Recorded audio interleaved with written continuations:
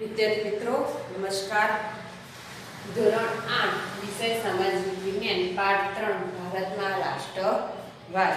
તો કે ભારતની અંદર રાષ્ટ્રવાદ એટલે શું? તો કે પોતાના રાષ્ટ્ર પ્રત્યે એકાત્મક અને ગૌરવની ભાવના. કેવી? રાષ્ટ્રવાદ એટલે કે રાષ્ટ્ર પ્રત્યે કેવી ભાવના? તો કે એકાત્મક અને ગૌરવની ભાવના. એકાત્મક અને ગૌરવની ભાવના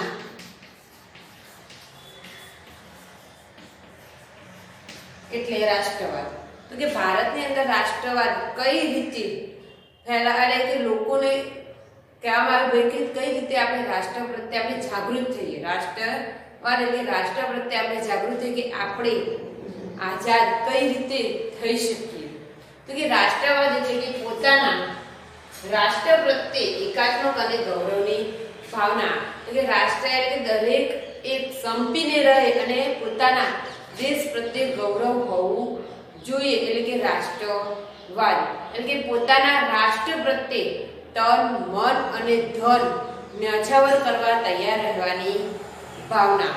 તો કે રાષ્ટ્રવાદ એટલે કે આપણે જરૂર પડે તો કે દેશને પોતાના દેશને કે તન મન અને ધનથી ન્યાછાવર કરવા રહેવાની ભાવના, એને આપણે રાષ્ટ્રવાદ કહી શકીએ.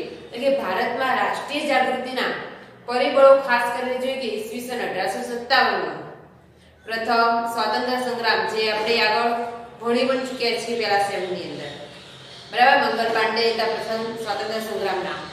તો કે એ ટાઈમે કે ભારતમાં રાષ્ટ્રવાદ વિકાસ પામેલો કે ભાઈ રાષ્ટ્ર પ્રત્યે લોકોને ભાવના હતી. તો કે સૌ પ્રથમ કે આધુનિક રાષ્ટ્રવાદનો ઉદ્ભવ કઈ જગ્યાએ જોવા મળ્યો? તો કે સૌ પ્રથમ આધુનિક રાષ્ટ્રવાદનો ઉદ્ભવ યુરોપમાં જોવા મળ્યો.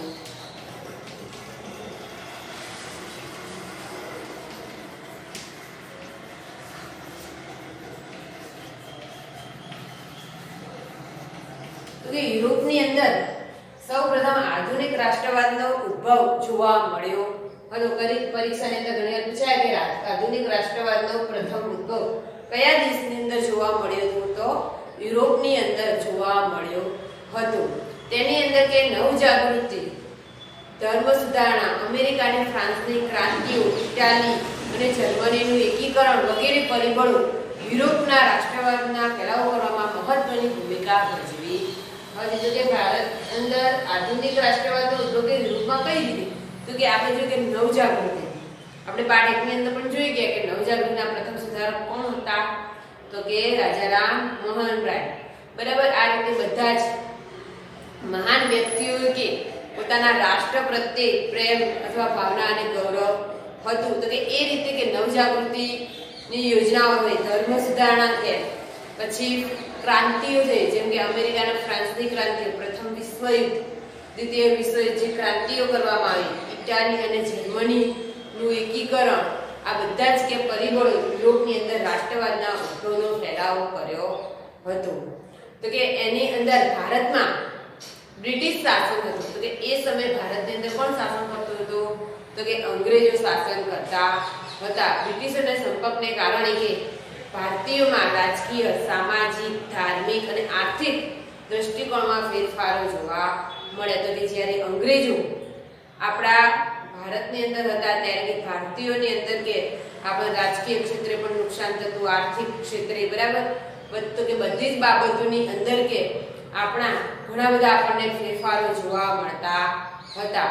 ભારતમાં આધુનિક રાષ્ટ્રવાદને ઘડનારા જે પરિબળો હતા એ પરિબળો કે ઉભા થયા કે આપણા દેશની અંદર આપણું રાજ્ય એટલે કે સ્વરાજ્ય આપણને જોઈએ. લોકોને ખબર પડે કે આપણે આપણા દેશ પ્રત્યે કશું કરી શકતા નથી. આપણે આપણા દેશની અંદર કે આપણું સ્વરાજ્ય હોવું જોઈએ એટલે કે આપણું રાજ્ય હોવું જોઈએ.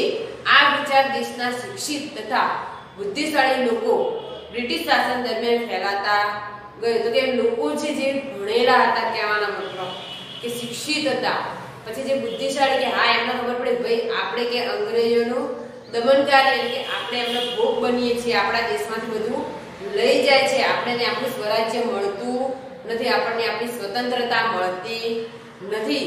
તો કે એવું એમનો વિચાર કે એમનો એ લોકોને ખ્યાલ આવે કે ભાઈ આપણે અંગ્રેજોના દમનકારીમાં જીવીએ છીએ. તો કે એ લોકોએ શું કરે છે, બુદ્ધિશાળીતા શિક્ષિત લોકોએ એમને કે બ્રિટિશ શાસન દરમિયાનની અંદર કે લોકોને કે જાગૃત કર્યા અને દેશવાસીઓની અંદર રાષ્ટ્રીય એકતા ભાવના કે જાગૃત થઈ અને આવી રાષ્ટ્રવાદની ભાવના પેદા કરનારા પરિબળો આપણે આગળ જોઈશું. તો કે આવી રાષ્ટ્રવાદની ભાવના કઈ રીતે કે પેદા કરવામાં આવી, તો કે રાજકીય ક્ષેત્રે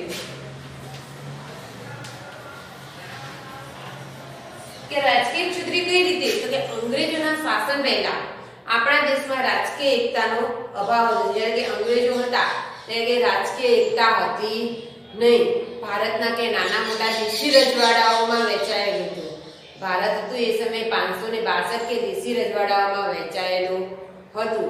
તો કે અંગ્રેજોએ ભારતના આવા ઘણા રાજ્યોને હરાવી અને મોટા ભાગનો કે ભારત પ્રત્યક્ષ કે પરોક્ષ રીતે અંકુશ સ્થાપી દીધો હતો. આપણે આગળના સેમની અંદર જોઈ ગયા હતા પાઠ 4. ભારતમાં અંગ્રેજો વેલેસ્લી અને સહાયકારી યોજના દ્વારા ખાલસા નીતિ ડેલહાઉસી અપનાવી હતી.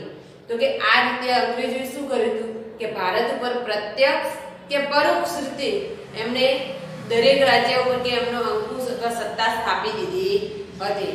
અંગ્રેજોના તાબા હેઠળ એક સરખું વહીવટી તંત્ર અમલમાં આવ્યું હતું. તો કે દરેક જગ્યાએ અંગ્રેજો કે શાસન કરતા હતા અને અંગ્રેજ શાસનનો અનુભવ એકંદરે સારો નહોતો. એમનો અનુભવ કે થવા લાગ્યો કે ભાઈ એમ રાજકીય વ્યવસ્થા એમની સારી છે નહીં. આવા અનેક કારણોસર અંગ્રેજ શાસન સામે એમને વિરોધ ઉભો થયો અને ધીરે ધીરે આ વિરોધ શું થયો, પ્રબળ એટલે કે વિરોધ વધારે થવા લાગ્યો. તો કે આ રીતે રાજકીય ક્ષેત્રે પણ અંગ્રેજો સામે આપણે વિરોધ કર્યો. હવે છે આર્થિક ક્ષેત્રે.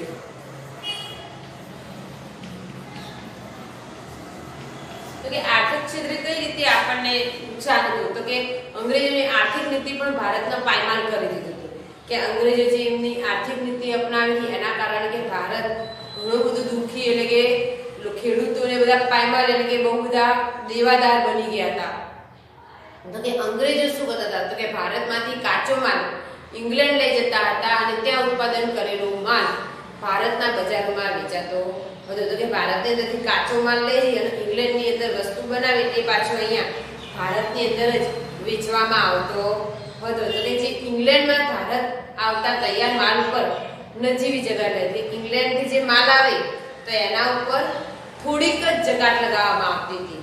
જ્યારે આપણા ભારતની અંદરથી ઉત્પન્ન થતો માલ વધુ જગાટ લેવાના પરિણામે ભારતની અંદર ઉત્પન્ન થતો માલ શું કરવા પડ્યો, મોંઘો પડતો હતો. કે ભારતની અંદર જે કોઈ પણ ઉત્પાદન કરવામાં આવતું હતું એની ઉપર જકાત વધારે લગાવી હતી. એમને 80% જકાત લગાવી હતી. કેટલી? 80% જકાત લગાવી હતી. જ્યારે એમને ઇંગ્લેન્ડથી આવતો માલ હોય તો એની નજીવી જ હતી. તો કે આના કારણે શું થવા માંડ્યું કે ભારતીયોને ભારતમાં જ ઉત્પન્ન થતો માલ ભારતની અંદર જ મોંઘો પડવા લાગ્યો.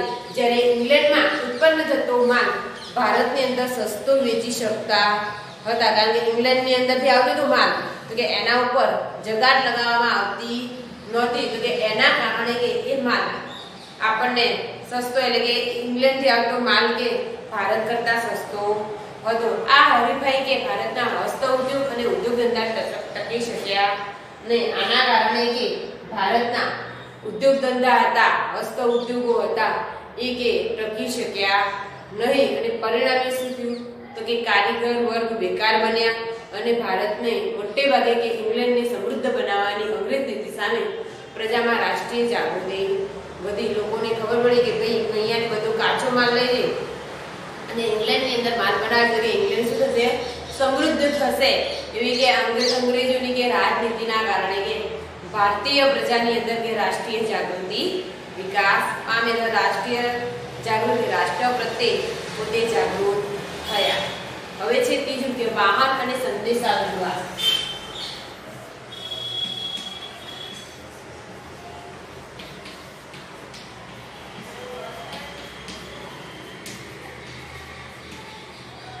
તો કે વાહન અને સંદેશા વ્યવહારની અંદર કઈ રીતે કે તો કે આપણે જોઈએ કે ભારતની અંદર રેલવે તાર, ટપાલ, જમીન તથા જળ વ્યવહારના માર્ગો લશ્કરી અને આર્થિક તથા રાજકીય કારણોસર વિકસાવવામાં આવ્યા હતા. તો કે ભારતની અંદર અંગ્રેજોએ કે રેલવે, તાર, ટપાલ આ બધાની જ કે શરૂઆત કરી ડેલહાઉસી 1853 ની અંદર. બરાબર. તો કે આ ટાઈમે કે આપણા ભારતની અંદર લશ્કરી અને આર્થિક રાજકીય કારણોસર કે એ લોકોએ પોતાના હિત માટે કે આ બધું જ કે શરૂઆત કરી હતી. છતાંય તેનાથી દેશના લોકોને લાભ થયો. એટલે કે આપણને એમ કે લાભ થયો, પણ પહેલા તો કોના તો કે એમના હિતકારી માટે એમને આ બધી યોજનાઓ કરી હતી કે આ સાધનોનો ઝડપી વિકાસથી વિશાળ દેશના માનવી એકબીજાની નજીક આવ્યા. આપણને કે રેલવેનો, તાર, ટપાલનો આ બધાનો કે આપણને લાભ મળ્યો, ત્યારે શું થયું કે આ બધા સાધનોથી કે આપણે ભારતીય જે લોકો હતા કે દેશના જે લોકો હતા એ લોકો કે એકબીજાને મળી જલ્દી શકતા હતા, એકબીજાની નજીક કે જલ્દી આવવા લાગ્યા. કારીગર તથા વેપારી વર્ગ જે હતો એ વેપારી વર્ગ કે ધંધાના અર્થે એકબીજા પ્રદેશમાં જવા લાગ્યા. જે ધારે વેપારી કે કારીગર વર્ગ હતા એ ધારે જે સ્થાયી જગ્યાએ બિહારની અંદર રહેતા હોય બીજા સ્થળાંતર ગુજરાત આવું તો પણ એ કે વાહન વ્યવહાર દ્વારા પણ એકબીજા કે સ્થળે જઈ શકતા હતા. તેમની વચ્ચે પણ વિચારોની આપ-લે વધી કે લોકો એકબીજાથી સ્થળાંતર કરતા હતા. એના કારણે કે લોકો લોકો છે દરેક કે પોતાના પ્રાંતથી કે પરિચિત થયા અને તેમના સંપર્કમાં આવવાથી કે જ્ઞાતિ, કોમ અને પ્રદેશના ભેદભાવ પણ ઓછા થયા. જેમ સંપર્કમાં આવવા લાગે દરેક એકબીજાના રાજ્યો વચ્ચે તો કે એના કારણે લોકોની અંદર કે જ્ઞાતિ, કોમ અને ભેદભાવ કે ઓછા થવા લાગ્યા. અને રાષ્ટ્રીય નેતાઓ પણ તેમના વિચારો અને યોજનાઓ પ્રજાના તમામ વર્ગોની અંદર ફેલાવી શક્યા. જે કે રાષ્ટ્રીય નેતાઓ હતા, બરાબર, લોકમાન્ય તિલક આ બધા લોકો હતા, એમને શું કર્યું તો કે આ બધા લોકો કે દરેક આખા ભારતની અંદર દરેક પ્રજાને કે દરેક વર્ગની અંદર કે પોતાનો પ્રચાર કે કરી શક્યા. અને પ્રાદેશિક કક્ષાને બદલે રાષ્ટ્રીય કક્ષાની નેતાગીરી ઊભી થઈ. આમ તો કેવું કે જે પ્રદેશની અંદર હોય એ પ્રદેશની અંદર પોતે આ કાર્ય કરી શકતા કે વિરોધ કરી શકતા હતા, બરાબર. પણ હવે શું થયું કે પ્રાદેશિક કક્ષાને બદલે શું થયું આખા રાષ્ટ્રની અંદર એનો ફેલાવો જોવા મળ્યો, જેને કે આપણે સ્વરાજ્યની નોંધપાત્ર સિદ્ધિ ગણી શકાય. કે સ્વરાજ્ય લેવા માટે કે આપણને ફાયદાકારક કે વાહન વ્યવહાર અને સંદેશા વ્યવહાર વધારે ઉપયોગી બન્યો હતો. છે ચોથું કે શિક્ષણ અને સાહિત્ય.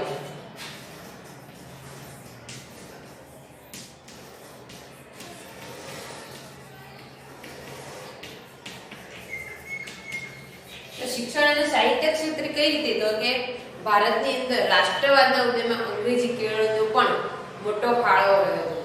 કે ભારતની અંદર અંગ્રેજી કેળવણીની પણ શરૂઆત કોણે કરી હતી કે અંગ્રેજો જે મેકોલો નામના હતા કલાશાસ્ત્રી એમની મદદથી કે ભારતની અંદર અંગ્રેજી શિક્ષણની શરૂઆત થઈ હતી. તો કે આ કેળવણીને કારણે શું થયું કે પશ્ચિમના એટલે આપણે બીજા દેશોની વિચારસરણીના દ્વાર ખોલ્યા કે આપણને બીજા દેશો વિશેનું જ્ઞાન મળ્યું, એમના વિચારો આપણે જાણી શક્યા. વિશ્વનું ઘણું બધું સાહિત્ય કે અંગ્રેજીમાં હતું. તો કે વિશ્વની અંદર બીજા દેશોનું સાહિત્ય કે અંગ્રેજીમાં હતું, જેથી કે આપણે અંગ્રેજી ભણ્યા ત્યારે આપણને ખ્યાલ આવે. ધારો કે આપણે અત્યારે મરાઠી પુસ્તક જોઈએ તો આપણને કશું જ ખબર પડે નહીં. પડે કે ના, કેમ તો કે આપણે મરાઠી પુસ્તક મરાઠી ભાષા શીખ્યા નથી. જ્યારે આપણે શીખીએ ત્યારે આપણે બધી જ પુસ્તકોનો આપણને ખ્યાલ આવે.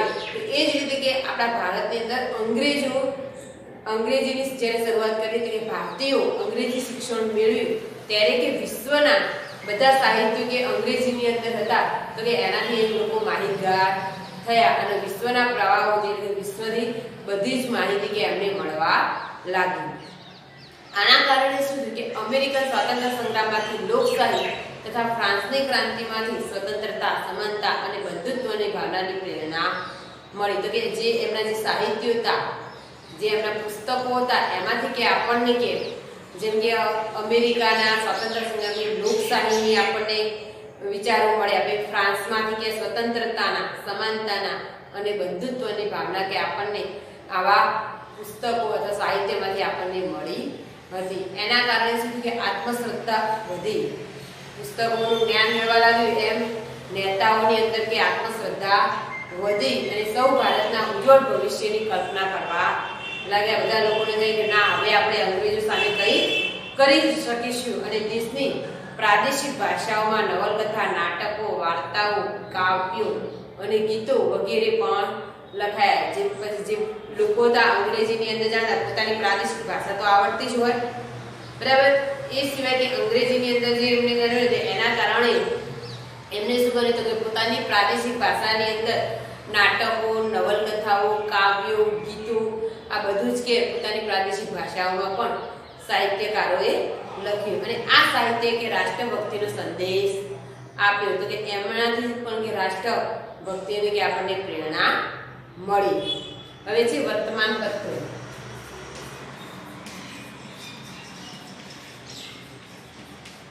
તો કે વર્તમાન પત્રો પણ દ્વારા કે આપણે એમનો વિરોધ કરી કે રાષ્ટ્ર પ્રત્યે કે આપણે એમને કેળવી શક્યા. તો કે રાષ્ટ્રીય ચેતના ફેલાવવાની અંદર વર્તમાન પત્રોએ પણ નોંધપાત્ર હિસ્સો આપ્યો છે. તો વર્તમાન પત્રો દ્વારા પણ આપણે ભારતીય લોકોને કે રાષ્ટ્ર પ્રત્યે કે ભાવના કેળવી શક્યા. બંગાળ, મુંબઈ, મદ્રાસ અને બીજા પ્રાંતોમાં પ્રસિદ્ધ થતા અખબારો સરકારની નીતિઓની ટીકા કરી અને લોકોમાં રાષ્ટ્રીય ભાવના જાગૃત કરી. જેમ કે રાજારામ મોહનરાય બંગાળ અને ફારસી ભાષાની અંદર પણ બધી પુસ્તકો લખ્યા હતા, બરાબર. તો કે એ જ રીતે બંગાળ, મુંબઈ, મદ્રાસ આ બધી જગ્યાએ કે દરેક પ્રાંતોની અંદર પ્રસિદ્ધ થતા જે અખબારો હતા તો કે એમણે પણ સરકારની કે જે નીતિઓ હતી, જે અંગ્રેજો કોઈ પણ કાયદો ઘડે કે કરે તો કે એની અંદર વર્તમાન પત્રોની અંદર લખવામાં આવ્યું તો કે એના કારણે પણ લોકો કે જાગૃત થયા અખબારોના કારણે અને લોકોની અંદર કે રાષ્ટ્રીય ભાવના પેદા થઈ. હવે છે ભારતનો ભવ્ય વારસો.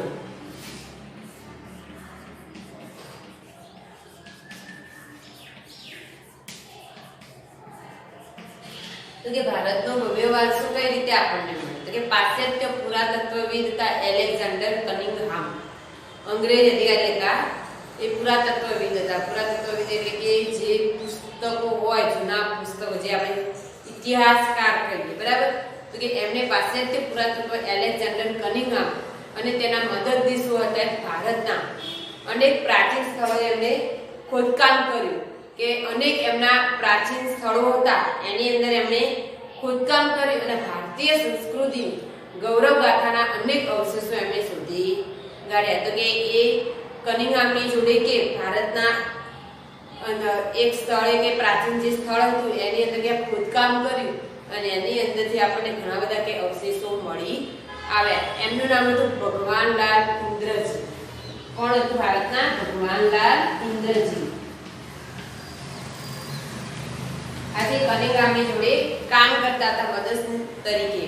તો કે એમણે ભગવાનલાલ ઇન્દ્રજી જેવા કે ભારતના પુરાતત્વવિદોએ પણ અનેક જૂના કે અવશેષો એમણે શોધી કાઢ્યા અને આ ભારતના દેશની કે સંસ્કૃતિના ભવ્યતાનો આપણને એના વિશે માહિતી મળી, એનો ખ્યાલ આપ્યો અને પશ્ચિમના વિદ્વાનો કે ભારતીય સંસ્કૃતિની વારસાને લગતી કે શોધખોળ કરી અને ભારતના વિદ્વાનો પણ એની અંદર જોડાયા અને આવી બધી માહિતીઓ કે પુસ્તકોની અંદર પણ લખાઈ અને ગૌરવપૂર્ણ સાહિત્ય અને સંસાધનની દેશવાસીઓની રાષ્ટ્રીય અસ્મિતા જાગૃત થઈ. તો કે ધારો કે આપણે જોઈએ કે રાણી કી વાવ, બરાબર, પછી કે એના ખોદકામ કરવામાં આવે ત્યારે કે આપણને એના વિશેની માહિતી મળવા લાગી. પછી આપણને એમ કે આપણા દેશ પ્રત્યે ગૌરવ થાય, ભાઈ આપણા ભારતની અંદર કે આવી વિશ્વ પ્રસિદ્ધ કે સ્થાપત્યો આવેલા છે. તો કે આવા સ્થાપત્યોના કારણે પણ રાષ્ટ્રીયની અંદર એકતાની ભાવના પણ પેદા થઈ. એટલે કે અહીંયા આપણે જોઈએ કે આટલું જાણ્યું તો કે પાશ્ચાત્ય વિદ્વાનો જે હતા, પાશ્ચાત્ય એટલે કે બીજા દેશોના જે વિદ્વાનો હતા, Max Muller, Wilson, Fergusson, Muller, Fleet અને પછી ભારતના વિદ્વાનો જેમ કે રાજેન્દ્રલાલ મિત્ર, રામકૃષ્ણ ગો ભાંડારકર, હરિપ્રસાદ શાસ્ત્રી વગેરેના લખાણો કે ભારતની અંદર વેદો, ઉપનિષદો, રામાયણ, મહાભારત, ગીતા, સ્મૃતિપૂર્ણ વગેરેનું મહત્વ કે લોકોને સમજાય કે આ બધા જ વિદ્વાનો હતા. એ વિદ્વાનોએ શું કર્યું કે પુસ્તકો અને સાહિત્યો લખ્યા અને આ લખી અને લોકોને કે ભારતીય સંસ્કૃતિ અને ધાર્મિક બાબતોનું જ્ઞાન. કે ભારતની અંદર રાષ્ટ્રવાદ ઉત્પન્ન કરવાની અંદર આપણે જોયું કે સામાજિક, આર્થિક, વાહન વ્યવહાર અને સંદેશા દરેક ક્ષેત્રએ કે લોકો છે કે જાગૃત થાય કે ભારતની અંદર રાષ્ટ્ર ભાવના કે પેદા થઈ. તો કે એ સમયે કે હિન્દી રાષ્ટ્રીય મહાસભાની સ્થાપના કરવામાં આવી. શનિ એટલે હિન્દી રાષ્ટ્રીય મહાસભા. એ સમયે કે હિન્દી રાષ્ટ્રીય મહાસભાની કે સ્થાપના કરવામાં આવી.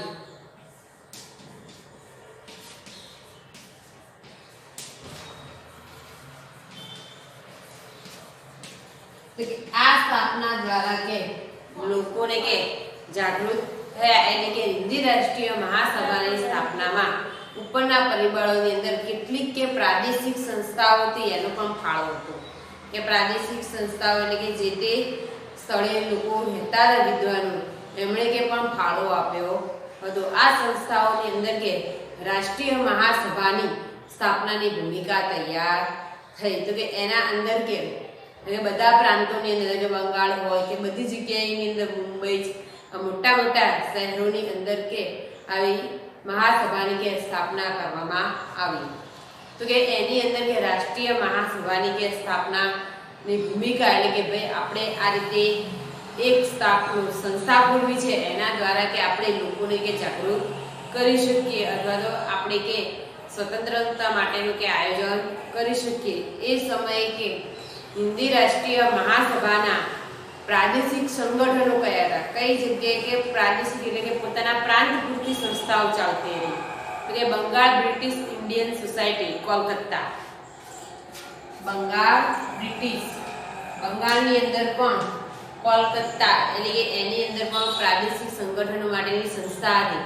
બંગાળ બ્રિટિશ ઇન્ડિયન સોસાયટી નામ એનું હતું બંગાળ બ્રિટિશ ઇન્ડિયન સોસાયટી. કઈ જગ્યાએ આવી હતી તો કે કોલકાતા. કોલકાતાની અંદર પણ આ રીતે સંગઠનો માટે પણ એમને સ્થાપના કરી હતી. બીજું છે મદ્રાસ નેટિવ સભા. મદ્રાસ નેટિવ સભા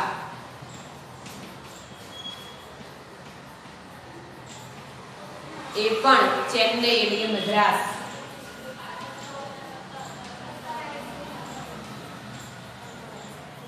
પછી છે ઇન્ડિયન એસોસિએશન. ઇન્ડિયન એસોસિએશન એ છે હતું કોલકાતા.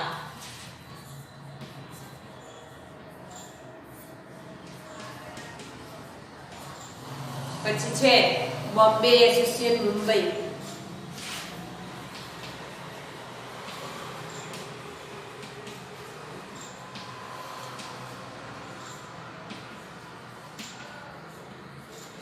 અને બીજી છે સાર્વજનિક સભા પુણે.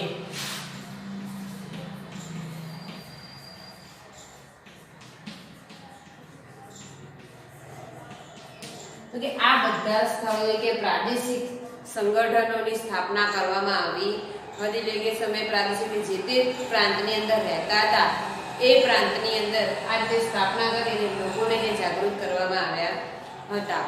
એ સમયે કે સર એલન ઓક્ટેવિયન હ્યુમ એટલે AOHume નામના નિવૃત્ત અંગ્રેજ અધિકારીએ કે ખાતરી થઈ ચૂકી હતી એમને કે બ્રિટિશ સામ્રાજ્યને ઉપરથી દેખાય તેવું સલામત નથી. તો કે એ સમયે અંગ્રેજ અધિકારી હતા સર એલન ઓક્ટેવિયન એટલે AOHume નામના નિવૃત્ત અંગ્રેજ અધિકારી હતા. એમને ખ્યાલ આવ્યો ભાઈ હવે આપણે કે અહીંયા સલામત દેખાતા નથી, અહીંયા રહેવું કે આપણા માટે હવે સલામત લાગતું નથી. તેઓ માનતા હતા કે જનતામાં ફેલાયેલ અસંતોષ ઘટાડવામાં નહીં આવે તો 1857ના સ્વાતંત્ર્ય સંગ્રામ જેવી ઘટના ફરીથી પણ બની શકે. કે જો લોકોની અંદર કે જે અસંતોષ થયો છે અંગ્રેજો પ્રત્યે તો કે એને જો ઘટાડવામાં નહીં આવે તો ફરીથી કે જેમ 1857 સ્વતંત્ર સંગ્રામ ફેલાયો એ ફરીથી પણ કે આ રીતે તોફાનો થશે. તો કે આ જન આક્રોશ રોકવા માટે તેમણે બંધારણીય સંસ્થા સ્થાપવાનું વિચાર્યું. એમણે એક બંધારણની વિચારણા કરી કે બંધારણ ઘડીએ નિયમો બનાવીએ તો કે આવી રીતે કે જન આક્રોશ થશે ને લોકો કે ગુસ્સે થશે નહીં. તો કે તાત્કાલિક એમને શું કહે વાઇસરોય ડફરીને સમજાવ્યા. એ સમયે અંગ્રેજ અધિકારી હતા વાઇસરોય ડફરી. એમને સમજાયા કે નિવૃત્ત અધિકારીના વિચારને વાઇસરોયે પણ ટેકો મળ્યો. તો કે આ રીતે કે જે નિવૃત્ત અધિકારી હતા તો કે એ અધિકારીઓના સલાહ સૂચનથી કે એમણે બંધારણ ઘડવાની એટલે કે કઈ નિયમો બનાવવાની શરૂઆત કરી. તો કે એ યુમના પ્રયત્નોથી ડિસેમ્બર 1885 હિન્દી રાષ્ટ્રીય મહાસભાની સ્થાપના કરવામાં આવી. આ ખાસ ધ્યાન રાખજો કોના દ્વારા હિન્દી રાષ્ટ્રીય મહાસભાની સ્થાપના કરવામાં આવી. તો કે AOU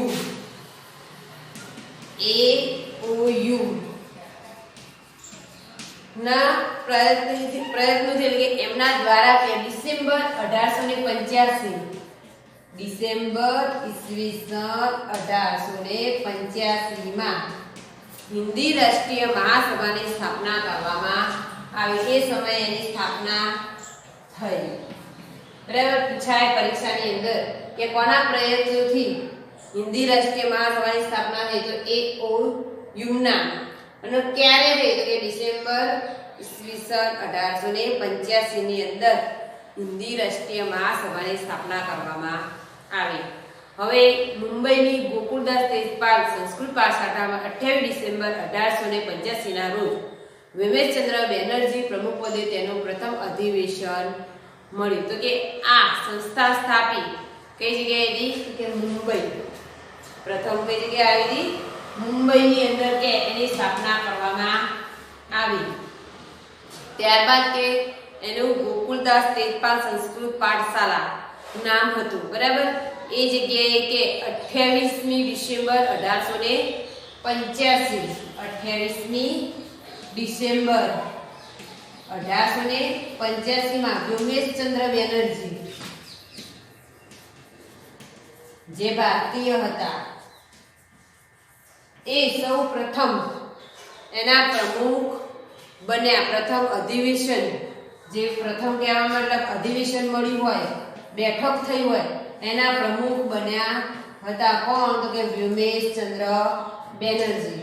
ક્યારે? કે 28મી ડિસેમ્બર 1885 માં આ અધિવેશનના પ્રથમ પ્રમુખ બન્યા હતા. તેમાં એમણે શું કર્યું કે ભારતના જુદા જુદા પ્રદેશમાંથી 72 પ્રતિનિધિઓએ હાજરી આપી.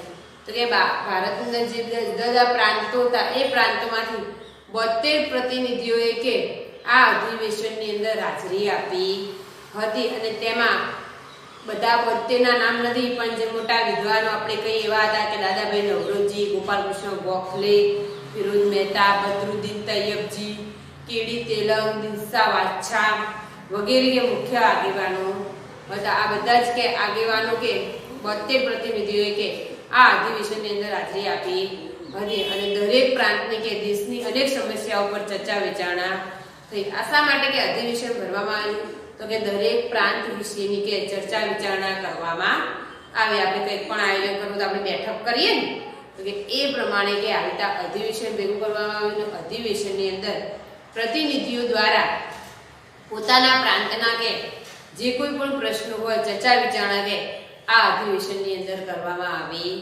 હતી. તમે બુકની અંદર જોજો ફોટોગ્રાફ પણ આપેલો છે કે હિન્દી રાષ્ટ્રીય મહાસભા કોંગ્રેસ પ્રથમ અધિવેશન મુંબઈ 1885 ની અંદર. હવે ખાસ ધ્યાન રાખજો કે બીજું અધિવેશન કઈ જગ્યાએ ભરાયું?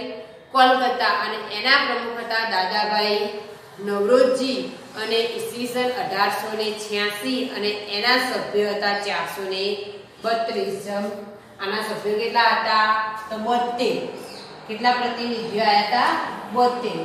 હવે બીજા અધિવેશનની અંદર બીજું અધિવેશન કઈ જગ્યાએ ભરાયું? તો કે બીજું અધિવેશન કોલકાતાની અંદર ભરાયું. એના પ્રમુખ કોણ હતા? તો કે દાદાભાઈ નવરોજી. અને એની અંદર કેટલી સભ્ય સંખ્યા હતી? તો કે 432. અને કયા વર્ષની અંદર ભરાયું? તો કે 1886. ત્રણે ત્રણ સળંગો છે 85, 86 ને 3 અધિવેશન ભરાયા હતા. બરાબર, તો કે 85, 86 અને ત્રીજું અધિવેશન હતું 87 માં. એની સભ્ય સંખ્યા હતી 607. એના પ્રમુખ હતા બદરુદ્દીન તૈયબજી.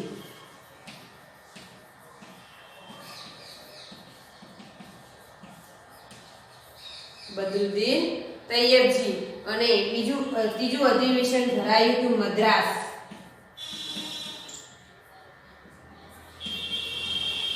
ને ખાસ ધ્યાન રાખજો, પરીક્ષાની અંદર પૂછાય. પ્રથમ અધિવેશનની કે ભરાયું હતું કે મુંબઈ. એના પ્રમુખ કોણ હતા? બિપિનચંદ્ર બેનર્જી. એના પ્રતિનિધિઓ કેટલા હતા? તો 72. અને કઈ સાલમાં હતું? 85. બીજું અધિવેશન કે ભરાય કઈ જગ્યાએ? કોલકાતા. તેના પ્રમુખ હતા દાદાભાઈ નવરોજી. એના સભ્ય સંખ્યા પ્રતિનિધિઓ હતા 432. અને કઈ સાલમાં? તો 1886. ત્રીજું અધિવેશન ભરાવી મદ્રાસ. એના પ્રમુખ હતા બદરુદ્દીન તૈયબજી. એની સભ્ય સંખ્યા હતી 607. કઈ સાલમાં? તો 1887. એટલે કે આ રીતે અધિવેશન દ્વારા દરેક દેશની કે સમસ્યાઓ પર ચર્ચા વિચારણા કરવામાં આવી હતી. હવે કે મહાસભાની પ્રથમ તબક્કાની કામગીરી. તો કે આ અધિવેશન દ્વારા પછી કે કઈ કામગીરી આગેવાનો હતા, તો કે એમણે કઈ કામગીરી કરી? તો કે મહાસભાની કામગીરી.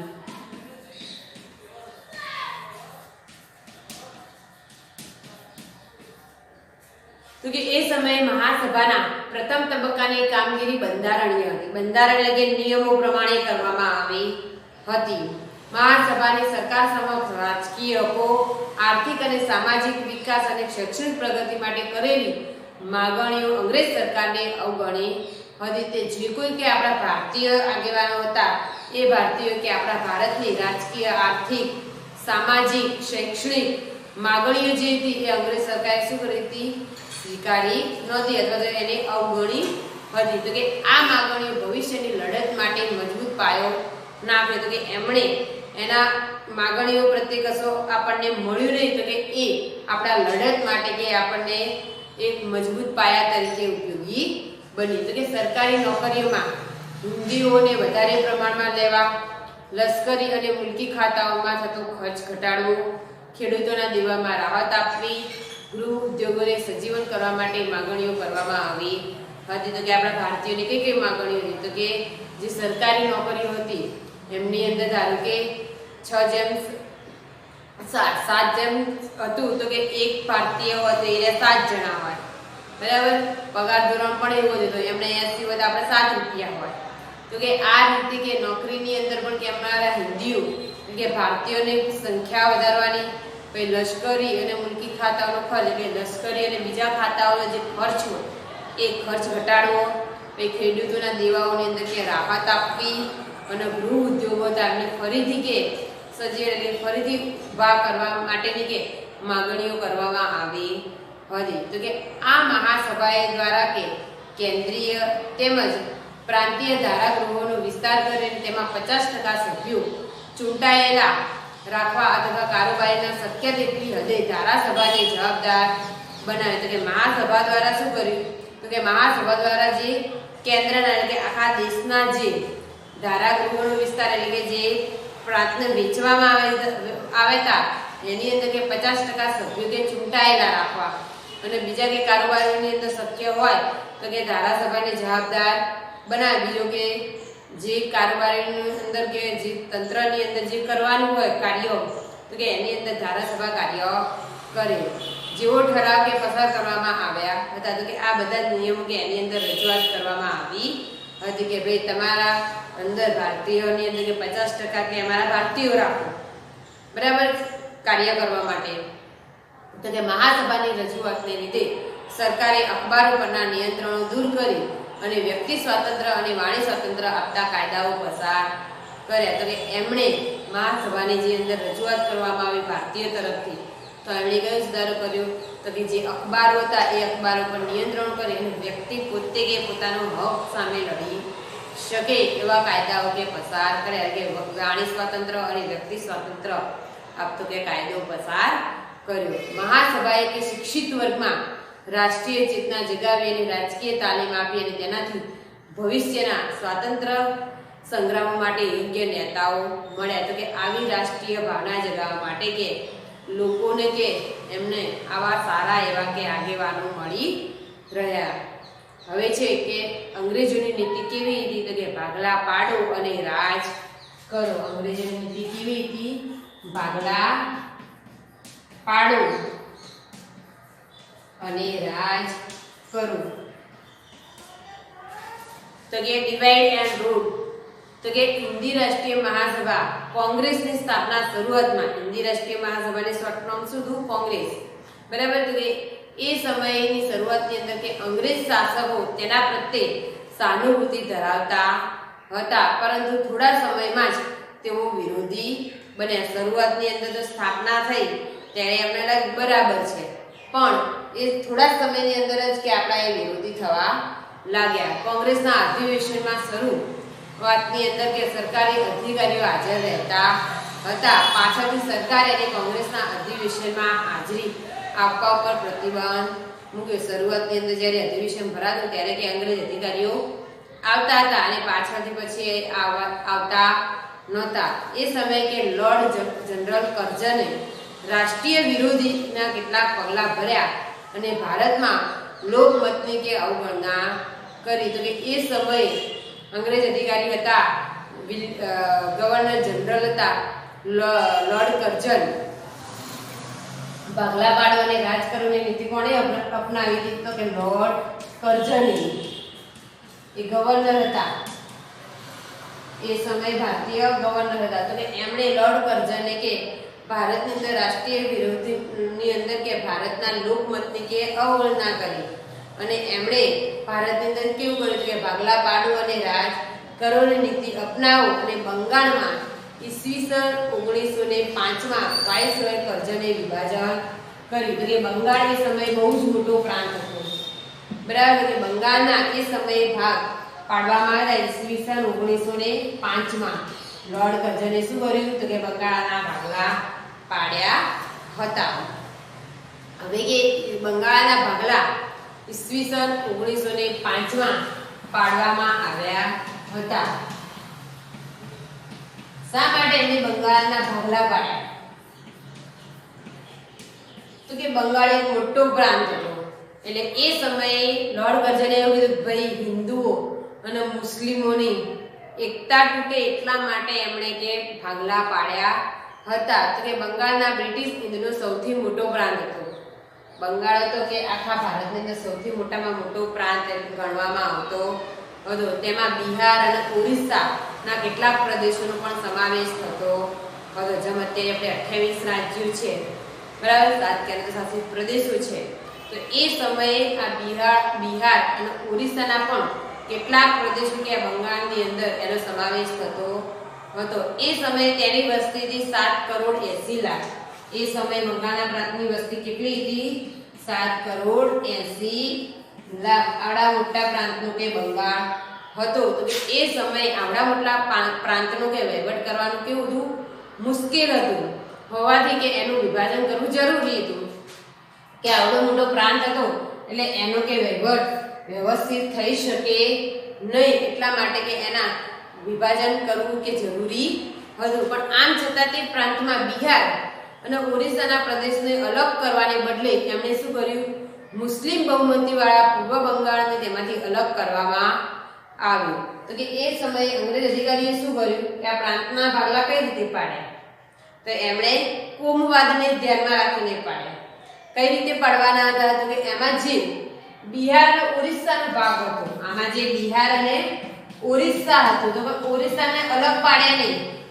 એમણે શું કર્યું કે આની અંદર જે મુસ્લિમ કુળવાળા લોકો હતા, મુસ્લિમ બહુમતી વાળા, એમને પૂર્વ બંગાળમાં મોકલ્યા. મુસ્લિમ બહુમતી વાળા લોકો હતા એટલે કે મુસ્લિમ લોકો હતા એમને પૂર્વ બંગાળની અંદર અને પેલા પશ્ચિમની અંદર. આ રીતે કે એમને પ્રાંતના બે ભાગ પાડ્યા. બંગાળ તે સમયે સૌથી વધુ જાગૃત પ્રાંત હતો અને વાઇસરોય કર્ઝન મુસ્લિમ બહુમતી અલગ કરી અને હિન્દી મુસ્લિમ વચ્ચે શું કર્યું? કોમવાદ ઉભો કર્યો. એટલે કે એમને કોમવાદને વધારે ઉત્તેજન આપ્યું અને રાજકીય જાગૃતિને નબળી પાડવા માંગતો હતો. તો કે લોર્ડ કર્ઝને આ રીતે મુસ્લિમ કોમવાદના ભાગ પાડી અને એમણે શું કર્યું? હિન્દી મુસ્લિમની એકતા તોડી અને એના કારણે કે ભારતની અંદર હિન્દુ મુસ્લિમ વચ્ચે રાજકીય જાગૃતિ એમને નબળી પાડવા માંગતા હતા. આમ રાષ્ટ્રીય નેતાઓ અને લોકો સરકારનો ઈરાદો સમજી ગયા અને તેઓએ આ યોજનાને ઉગ્ર વિરોધ કર્યો. લોકોને ખબર પડી ગઈ નેતાઓને કે આ કુંભવાદને ઉત્તેજન આપી અને એમણે વિભાજન કરેલું છે. એના કારણે કે લોકો વધારે કે આ યોજનાનો ઉગ્ર વિરોધ કરવા લાગ્યા.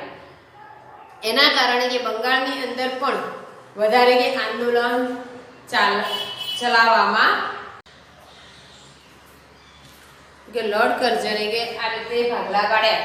ત્યાર પછી કે ભારતની અંદર બંગભંગનું આંદોલનની શરૂઆત થઈ. લોકોને ખ્યાલ થઈ ગયો કે ભાઈ આ કોમવાદના કારણે કે આના ભાગલા વિભાજન કરવામાં આવ્યું છે. તે સમયે બંગભંગનું આંદોલન તો કે બંગાળની એકતા તોડનારા આ ભાગલાનો વિરોધ કરવા બંગાળની અંદર કે જાહેર સભાઓ અને સરઘસનો કાર્યક્રમો થયા. અસંખ્ય કે એની અંદર પત્રિકાઓ પણ વહેંચવામાં આવી અને આ આંદોલનની અંદર નેતા તરીકે રહ્યા તો કે બંકિમચંદ્ર ચટ્ટોપાધ્યાયનું આનંદમઠ નવલકથાનું વંદે માતરમ ગીત લડાઈનો નારો બની ગયું અને આખા દેશમાં કે રાષ્ટ્રીય ભાવનાનું અભૂતપૂર્વ મોજું કે ફરી વળ્યું. તો કે એમણે અંદર આ આંદોલનની અંદર કે બંકિમચંદ્ર ચટ્ટોપાધ્યાય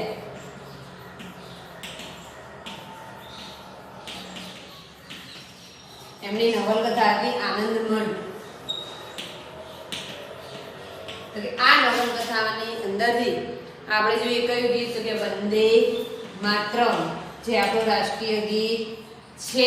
તો કે એના દ્વારા લોકો કે દેશની રાષ્ટ્રીય ભાવના કે વધારે પ્રબળ બની. તો કે જે દિવસે ભાગલાના અમલ શરૂ થયો તે દિવસમાં બંગાળને શોક દિન તરીકે ઉજવવામાં આવે છે. તો કે ભારતની અંદર જ્યારે બંગાળના ભાગલાનો જે દિવસ હતો તે દિવસને કયો દિવસ તો કે શોક દિન તરીકે પણ ઓળખવામાં આવે છે. તો કે જ્યારે કે એની શરૂઆત થઈ અમલ કરવામાં આવ્યો ભાગલાનો કે જુદા પાડ્યા એ દિવસને શોક દિન તરીકે પણ ઓળખવામાં આવે છે. તો કે આખા પ્રદેશમાં હડતાલો પાડવામાં આવી અને રવિન્દ્રનાથ ટાગોરના સૂચનથી તે દિવસને એકતા દિન તરીકે પણ ઉજવવામાં આવ્યો હતો. તો કે પાછળથી રવિન્દ્રનાથ ટાગોર તો કે રવિન્દ્રનાથ ટાગોરના કહેવાથી તે દિવસને એકતા દિન તરીકે પણ ઓળખવામાં આવે છે. કયો દિન? એકતા દિન. શોક દિન ને પછી કે એકતા દિન તરીકે પણ એટલે કે બધા એક થઈ અને આંદોલનની શરૂઆત કરી દે એટલે કે રવિન્દ્રનાથ ટાગોરના સૂચનથી એ દિવસને એકતા દિન તરીકે પણ ઉજવવામાં આવે છે. તો કે એ સમયે આ રીતે કે બંગભંગના આંદોલનની શરૂઆત કરવામાં આવી હતી. હવે છે સ્વદેશી આંદોલન.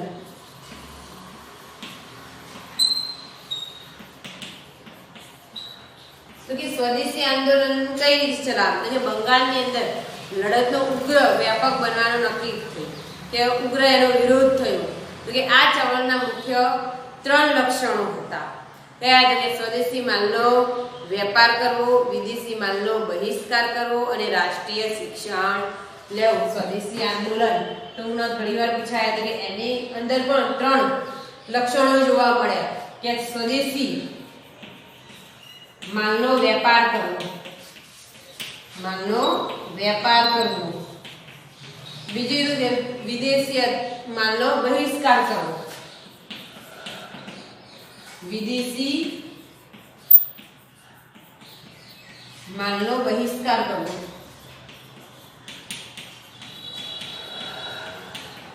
અને ત્રીજું કે સ્વદેશી શિક્ષણ લેવું કે રાષ્ટ્રીય શિક્ષણ લેવું.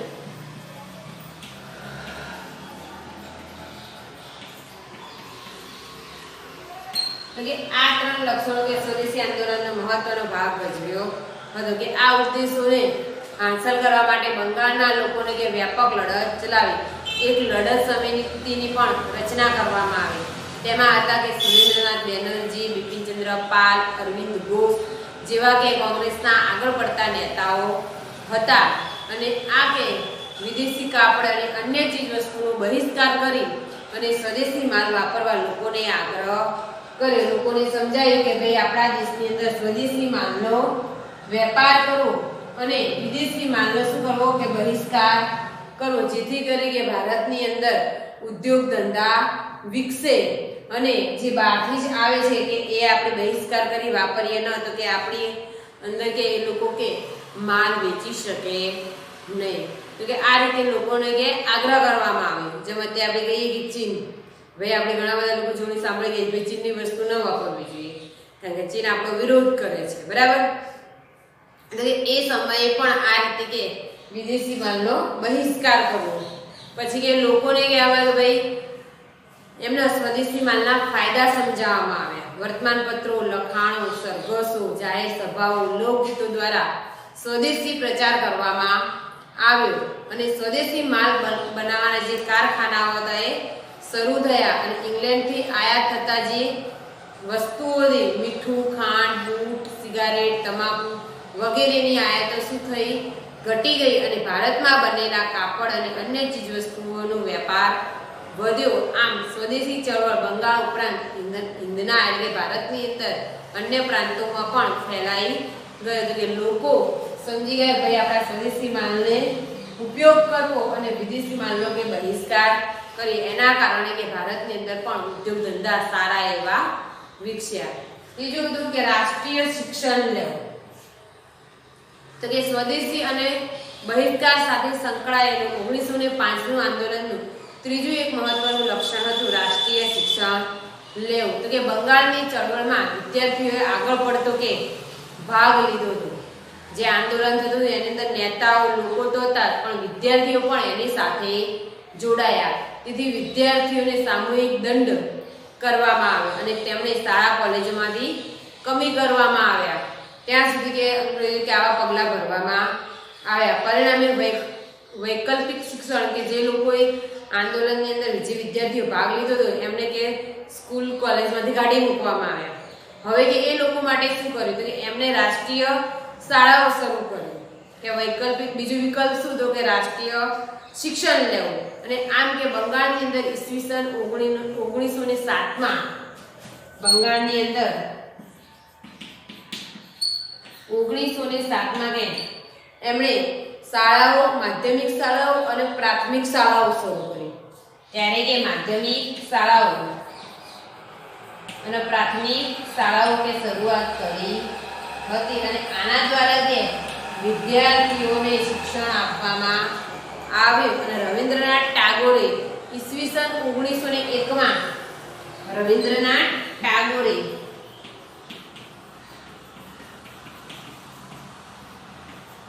ઈસવીસન 1901માં એમણે પ્રાથમિક શાળાની શરૂઆત કરી હતી. એમણે વિશ્વ ભારતી વિદ્યાલયની શરૂઆત કરી હતી. શાની કરી હતી 1901માં શાંતિનિકેતન વિશ્વ ભારતી વિદ્યાલય શરૂ કર્યું. પૂછાય પરીક્ષાની અંદર કે રવિન્દ્રનાથ ટાગોરે ખાલી ઈસવીસનમાં શાંતિનિકેતન વિશ્વ ભારતી વિદ્યાલયની શરૂઆત ઈસવીસન 1901માં એમણે વિશ્વ ભારતી વિદ્યાલયની શરૂઆત કરી હતી. આમ અંગ્રેજ સરકારને કે બંગભંગની આપણી લડત કે તોડી પાડવામાં શું રહ્યા નિષ્ફળ રહ્યા. છેવટે એમણે શું કર્યું ઈસવીસન 1911માં અંગ્રેજ સરકારે બંગાળના ભાગલા રદ કરવાની ફરજ પડી. એમણે કઈ સાલમાં પાડ્યા હતા બંગાળના ભાગલા ઈસવીસન 1905માં.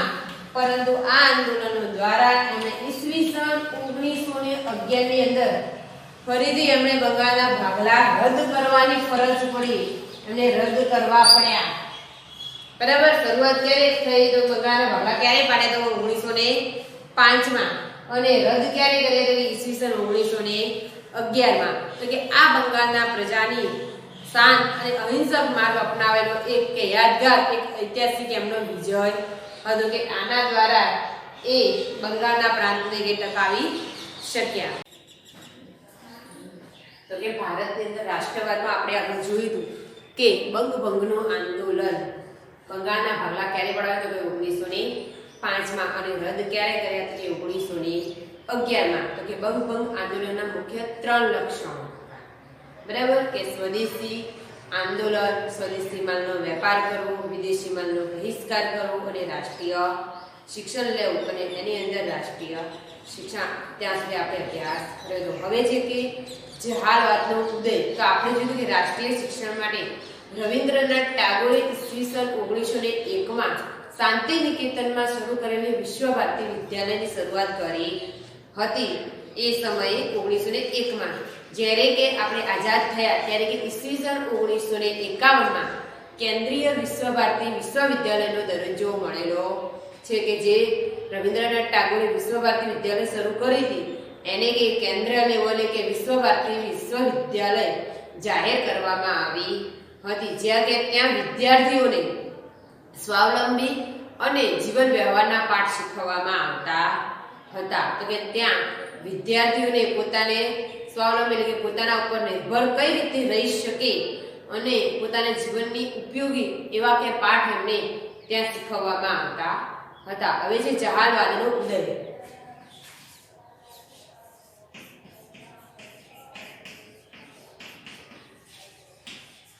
આ આંદોલનની અંદર જહાલવાદનો ઉદય. જહાલવાદ એટલે કે અહીંયા બે પક્ષ હતા, માવાળવાદી અને જહાલવાદી.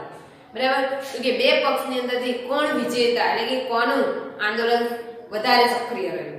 બરાબર, તો કે જહાલવાદનો ઉદય, તો કે જહાલવાદની અંદર કયા કયા નેતા હતા અને માવાળવાદી નેતા કયા કયા હતા. તો કે દાદાભાઈ નવરોજી, સુરેન્દ્રનાથ બેનર્જી, ગોપાલકૃષ્ણ ગોખલે, ફિરોઝ મહેતા વગેરે નેતાઓ કે બંધારણીય માર્ગે કે રાજકીય હકો મેળવવા પ્રયત્ન કરતા હતા. તો કે આ દાદાભાઈ નવરોજી, સુરેન્દ્રનાથ બેનર્જી અને ગોપાલકૃષ્ણ ગોખલે આ નેતાઓ હતા એ કે બંધારણીય માર્ગે કે નિયમો પ્રમાણે રાજકીય હકો મેળવવા માંગતા હતા, કે અંગ્રેજો સામે બંધારણના અનુસાર કે પોતે રાજકીય હકો મેળવવાનો પ્રયત્ન કરતા હતા. તેઓએ તેમના સમય પ્રમાણે, તો કે એ સમયે કે એમને મવાળ એટલે નરમ વલણ અપનાવ્યું, એમને શાંતિથી કર્યું, એમને આંદોલન કે શાંતિ કે આપણે બંધારણના નિયમ અનુસાર કે એમના પાસેથી કે આપણે હકો મેળવીશું. તેથી તેમને કે મવાળવાદી તરીકે ઓળખવામાં આવે. મવાળવાદી, તો કે મવાળવાદી એટલે કે નરમ. એમને કયું વલણ અપનાવ્યું? નરમ. કયા કયા નેતાઓ હતા પૂછ્યા કે મવાળવાદી નેતાઓ કયા કયા હતા? તો દાદાભાઈ નવરોજી,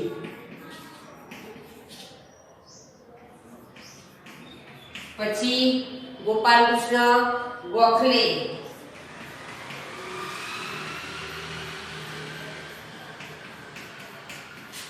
અને સુરેન્દ્રનાથ બેનર્જી.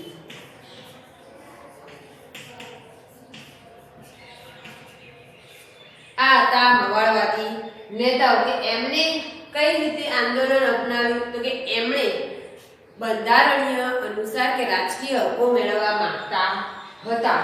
જ્યારે કે આપણે જોઈએ મવાળવાદી નેતાઓ હિંદના સુશિક્ષિત મધ્યમ વર્ગને સંગઠિત કરી અને મજબૂત રાષ્ટ્રીય ચેતના માટે એમણે પૂર્વ ભૂમિકા દાખવી. એમણે શું કર્યું? મવાળવાદી નેતાઓ કે હિંદના જે સુશિક્ષિત એટલે કે જે શિક્ષિત પામેલા વર્ગના લોકો હતા એમને કે રાષ્ટ્રીય એટલે કે દેશ પ્રત્યેની ચેતના એટલે કે દેશ પ્રત્યેની ભાવના ઉત્પન્ન કઈ રીતે કરવી એની કે પૂર્વ ભૂમિકા એમણે તૈયાર કરી. તેમણે કે કઈ રીતે આપણે સ્વશાસન એટલે કે આપણું શાસન મેળવી શકીએ, સમાનતા, લોકશાહી, સ્વતંત્રતાના વિચારોનું કે એમણે ભારતીયના પ્રજામાં બીજારોપણ કરે, કે ભારતીય પ્રજાની અંદર એમણે એમના વિચારો કે રજૂ કરે કે આપણે કઈ રીતે કે આપણે સ્વરાજ્ય આપણું મેળવી શકીએ. આ લોકોના કે સમાનતાના, લોકશાહી આ બધા જ કે વિચારો એમણે લોકો સુધી કે પહોંચાડે અને તેમની કામગીરીના પરિણામ સ્વરૂપે જાગૃત થયેલો હિન્દનો યુવા વર્ગ એમના જે વિચારો હતા એનાથી કે જે ભારતીયની અંદર કે યુવા વર્ગ હતો એ યુવા વર્ગ કે ઉત્સાહી, આક્રમક અને આત્મવિશ્વાસથી સભર હતો. યુવા વર્ગ હોય એટલે એમને કેવું હોય? જોશ હોય કે કેમ આપણને નામ મળે. બરાબર, તો કે એ લોકો એ સમયે શું કર્યું કે એ બધું જ જાણે કે આપણે આપણો હક આપણને મળવો જોઈએ, આપણું સ્વરાજ્ય આપણને મળવું જોઈએ. તો કે એ સમયે યુવા વર્ગ કેવો હતો કે ઉત્સાહી, આક્રમક અને આત્મવિશ્વાસ હતો કે આપણને મળશે જ. તો કે એવા સભરથી કે તેઓ મવાળવાદી નીતિને બદલે એમણે કઈ નીતિ અપનાવી? આક્રમક નીતિ અપનાવી. એમને આક્રમક નીતિની અખત્યાર કરવાની જરૂરિયાત લાગી. યુવા વર્ગને કીધું, યુવા વર્ગને એવું લાગ્યું કે આપણે શાંતિથી આ જોડેથી આમના એટલે કે અંગ્રેજો પાસેથી કે આપણે શાંતિથી લડી શકીશું નહીં, એમના જોડે કે આપણે આક્રમક નીતિ અપનાવવી પડશે. તો કે મવાળવાદી નેતાઓના મતની વિરુદ્ધ મવાળવાદી જે એમનો મત કયો હતો તો કે એ બંધારણીય જોગવાઈને રાજકીય હકો મેળવવા માંગતા હતા, કે બંધારણીય અનુસાર કે એ રાજકીય હકો મેળવવા માંગતા હતા. જ્યારે જહાલવાદીના લોકોએ શું કર્યું કે મવાળવાદી નેતાના વિરુદ્ધ ગયા, જેને જહાલવાદી નેતાને લાલ, બાલ અને પાલની ત્રિપુટી તરીકે ઓળખાતા હતા. જહાલવાદી નેતાઓ કયા હતા? જેને લાલ, બાલ અને પાલ ની ત્રિપુટી તરીકે ઓળખવામાં આવતા હતા. આ હતા જહાલવાદી નેતાઓ. તો કે આ જહાલવાદી નેતાઓ તરીકે લાલ એટલે કે લાલા લજપત રાય, પછી બાળ એટલે કે બાળ ગંગાધર તિલક,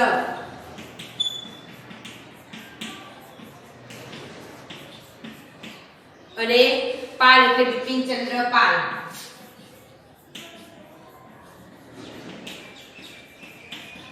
તો આ હતા ત્રણેય જહાલવાદી નેતા. અને મવાળવાદી નેતા તરીકે દાદાભાઈ નવરોજી, ગોપાલકૃષ્ણ ગોખલે અને સુરેન્દ્રનાથ બેનર્જી. ખાસ ધ્યાન રાખજો, ઘણીવાર પરીક્ષાની અંદર પૂછાય છે કે મવાળવાદી નેતાઓ કયા કયા હતા અને જહાલવાદી નેતાઓને લાલ, બાલ અને પાલની ત્રિપુટી તરીકે ઓળખવામાં આવતા હતા. તો કે આ એમને શું કર્યું તો કે લાલા લજપત રાય એ પંજાબની અંદર હતા, બાલ ગંગાધર તિલક મહારાષ્ટ્રની અંદર હતા અને બિપિનચંદ્ર પાલ બંગાળની અંદર.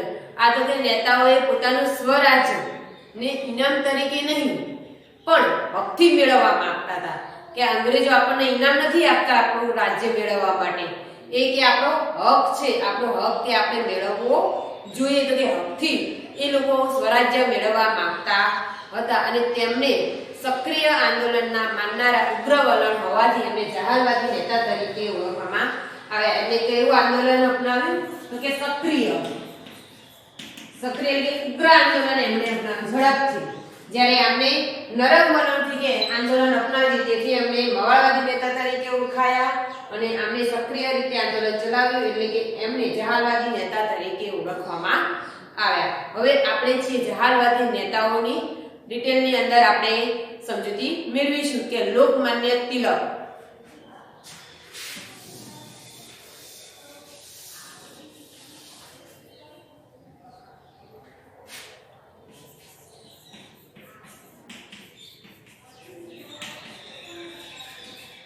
તો કે લોકમાન્ય તિલક છે એ કયા રાજ્યના હતા તો કે પંજાબ. એમનો સમયગાળો હતો ઈસવીસન 1856 થી 1920.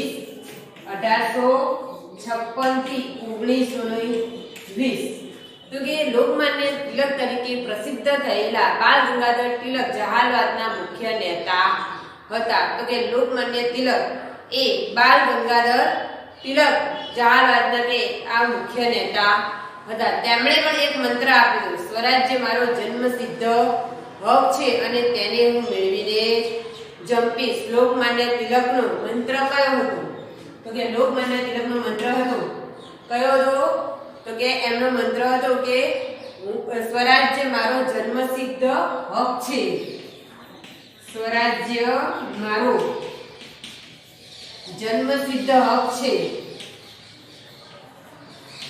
તેને હું મેળવીને જંપીશ. તેને હું મેળવીને જંપીશ. તો કે આ લોકમાન્ય તિલકનો મંત્ર હતો કે એમણે લડત લડી ત્યારે લોકોને કીધું સ્વરાજ્ય આપણો જન્મસિદ્ધ હક છે, તેને આપણે મેળવીને રહેશું. તેમણે કે ગણેશ ચતુર્થી અને શિવાજી જયંતિ જેવા ઉત્સવો શરૂ કર્યા હતા. એમણે બે ઉત્સવો શરૂ કર્યા હતા. કયા તો કે ગણેશ ચતુર્થી. ઘણીવાર ટૂંકા પ્રશ્નોની અંદર પૂછાય છે કે લોકમાન્ય તિલકે કયા ઉત્સવો શરૂ કર્યા હતા? ગણેશ ચતુર્થી અને શિવાજી જયંતિ.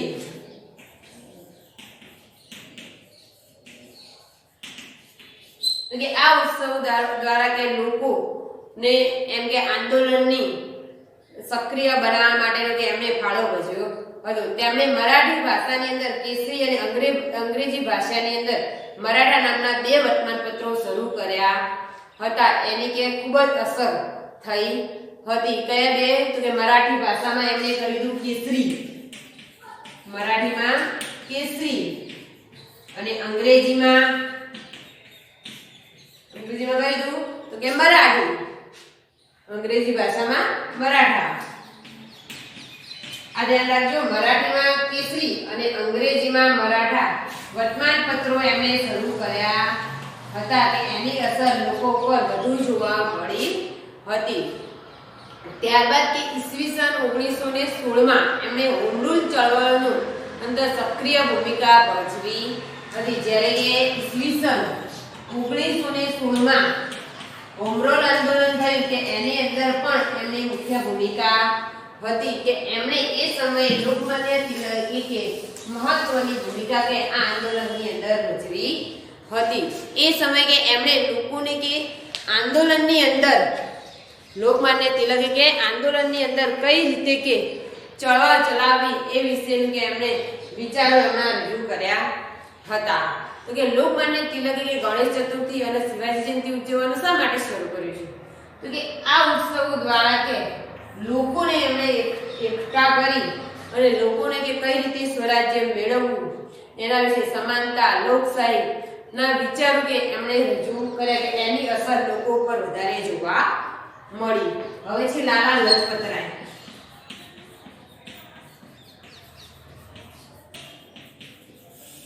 તો કે લાલા લજપત રાય એ પંજાબના હતા.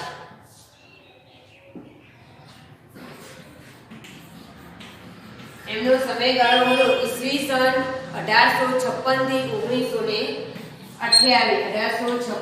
1928.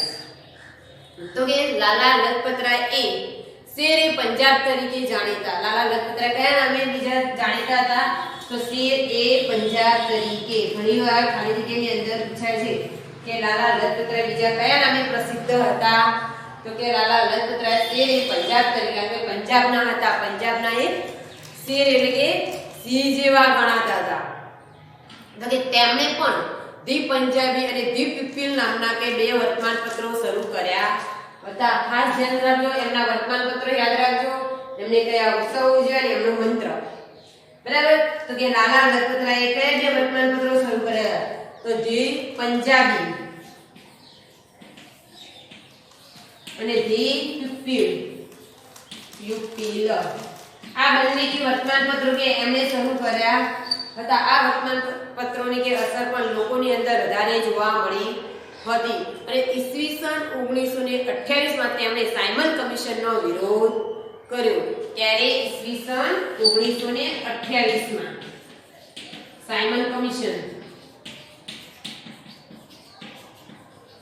સાયમન કમિશન એટલે કે જ્યારે પણ અંગ્રેજોએ એમના કાયદાઓ કે આપણા સામે કે બંધારણીય નિયમો બનાવ્યા ત્યારે કે એની અંદર ભારતીય એક જ અને અંગ્રેજી કે વધારે હતા. તો કે એ સમયે કે ભારતીયોએ એનો વિરોધ કર્યો સાયમન કમિશનનો કે આની અંદર અમારા ભારતીયોનો પણ સમાવેશ કરો. એ સમયે કે 1928 માં સાયમન કમિશનનો વિરોધ કરનાર કે લાલા લજપત રાય હતા. અને એ સમયે પોલીસોના લાઠીમારના પ્રહારથી ત્યારે તેમણે કહ્યું હતું કે મારા ઉપર કરેલા લાઠીના એક એક પ્રહાર બ્રિટિશ સામ્રાજ્યના કફનની ખાઈ બનીને રહેશે. એમણે શું કહ્યું હતું? ખાસ ધ્યાન રાખજો કે મારા ઉપર કરેલો લાઠીનો એક એક પ્રહાર કે એક પ્રહાર બ્રિટિશ સામ્રાજ્યની કફનની ખાઈ બનીને રહેશે. તેમને દવાખાનાની અંદર કે દાખલ કરવા પડ્યા અને ત્યારબાદ તેમનું અવસાન થયું.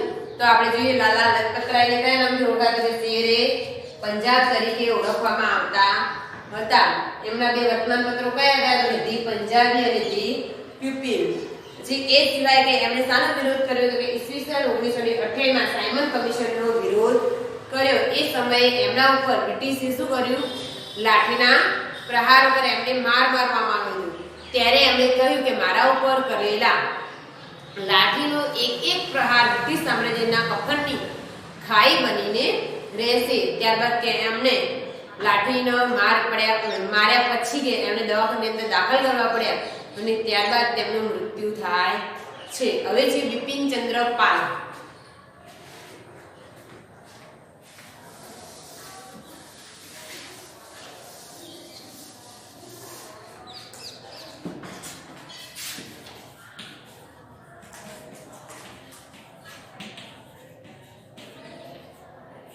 તો કે બિપિનચંદ્ર પાલ પણ એક બંગાળી હતા.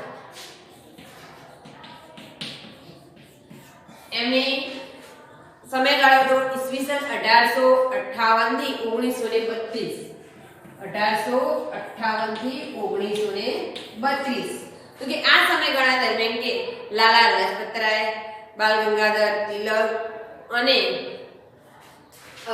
લોકમાન્ય તિલક, તો કે આને આ ત્રણેય ત્રિપુટી કે લાલ, બાલ અને પાલની ત્રિપુટી ત્રીજા કે બંગાળી નેતા હતા બિપિનચંદ્ર પાલ. શરૂઆતમાં તેઓ બ્રહ્મો સમાજના સંપર્કમાં આવ્યા હતા. બ્રહ્મો સમાજની શરૂઆત કોણે કરી તો કે રાજારામ મોહન રાય, કે એમના સંપર્કમાં સૌપ્રથમ આવ્યા હતા. તેમણે પણ બે વર્તમાનપત્રો શરૂ કર્યા હતા. ન્યૂ ઇન્ડિયા સાપ્તાહિક અને વંદે માતરમ વર્તમાનપત્ર શરૂ કર્યું હતું. બિપિનચંદ્ર પાલે કયા તો કે ન્યૂ ઇન્ડિયા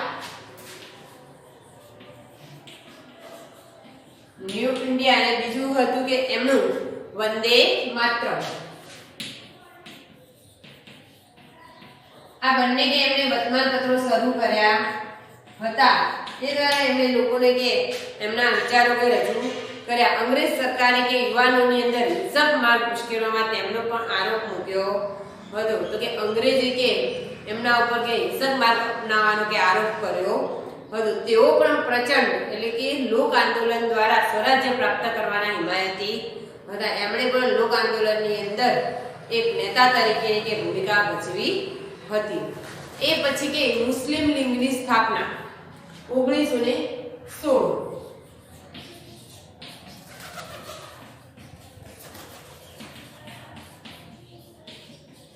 કે જ્યારે બંગાળના ભાગલા અંગ્રેજોએ પાડ્યા ત્યારે કે એમણે કહ્યા હતા કે કોમવાદના કારણે પાડ્યા હતા. બરાબર.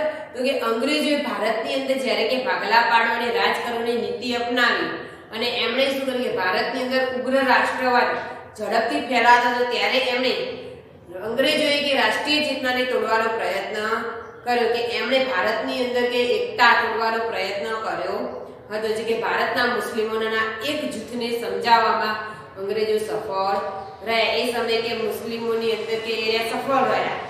ત્યારે કે પરિણામે ઈસવીસન 1906 ની અંદર ઢાકામાં મુસ્લિમ લીગની સ્થાપના થઈ. કઈ મુસ્લિમ લીગની સ્થાપના થઈ હતી? ઢાકા, જે પાકિસ્તાનની અંદર આવેલું છે. તો કે એ મુસ્લિમ લીગની સ્થાપના થઈ. આ સંસ્થાની સ્થાપનામાં કે મુસ્લિમોના ધાર્મિક વડા આગા ખાન, ઢાકાના નવાબ સલીમુલ્લાહ ખાન, વાઇસરોય મિન્ટો અને તેમના ખાનગી મંત્રી ડનલોપ સ્મિથ મહત્વની ભૂમિકા ભજવી હતી. તો કે એમણે અલગ મુસ્લિમ લીગની સ્થાપના કરી ઈસવીસન 1906 ની અંદર. જ્યારે કે આપણા ભારતીયો હતા ત્યારે એ ભારતીયો કે આ રીતે એમણે ઉગ્ર આંદોલન ચલાવ્યું હતું. હવે છે હોમ રૂલ આંદોલન.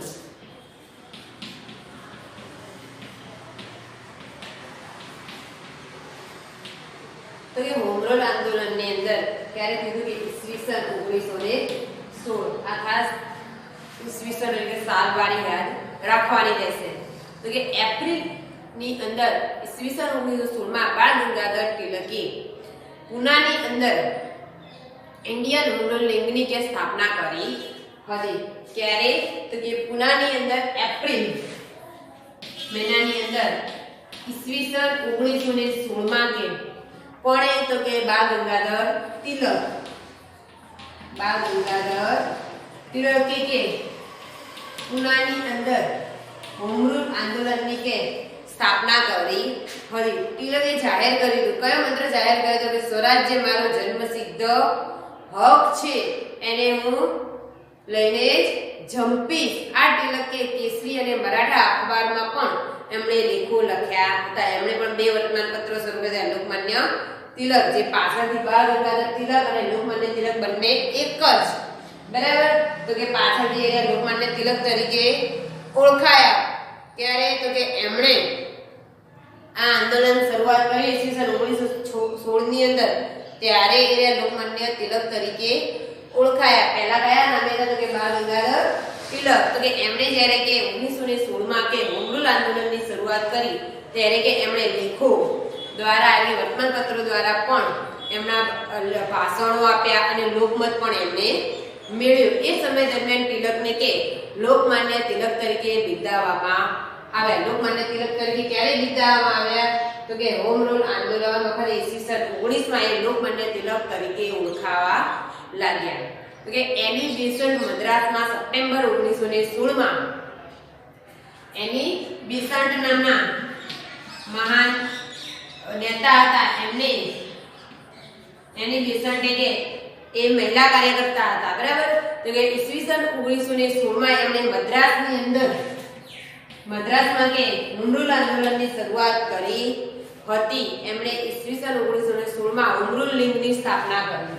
ત્યારે તો કે 1916 માં પણ એમણે મદ્રાસની અંદર હોમ રૂલ લીગની સ્થાપના કરી.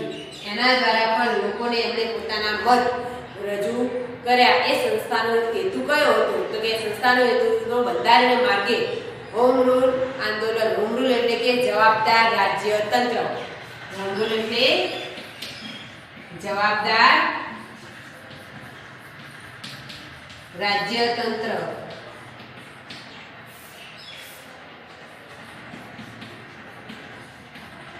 હોમ રૂલ એટલે જવાબદાર રાજ્યતંત્ર. આપણે કઈ રીતે કે રાજ્યતંત્ર મેળવી શકે, એટલે કે એમણે હોમ રૂલ આંદોલન નામ આપેલું હતું. તો કે એ મેળવવાનો એમણે હોમ રૂલ આંદોલન એટલે બંધારણીય માર્ગે આપણે કેમ હક મેળવવાનો હતો. એની બેસન્ટે તેમના સાપ્તાહિક ધી કોમનવેલ્થ અને દૈનિક હતું ન્યૂ ઇન્ડિયા. એમણે પણ બે વર્તમાનપત્ર અને સાપ્તાહિક શરૂ કર્યું. એની બેસન્ટે કયા હતા એમના વર્તમાનપત્રો સામાન્ય તો કે ધી કોમનવેલ્થ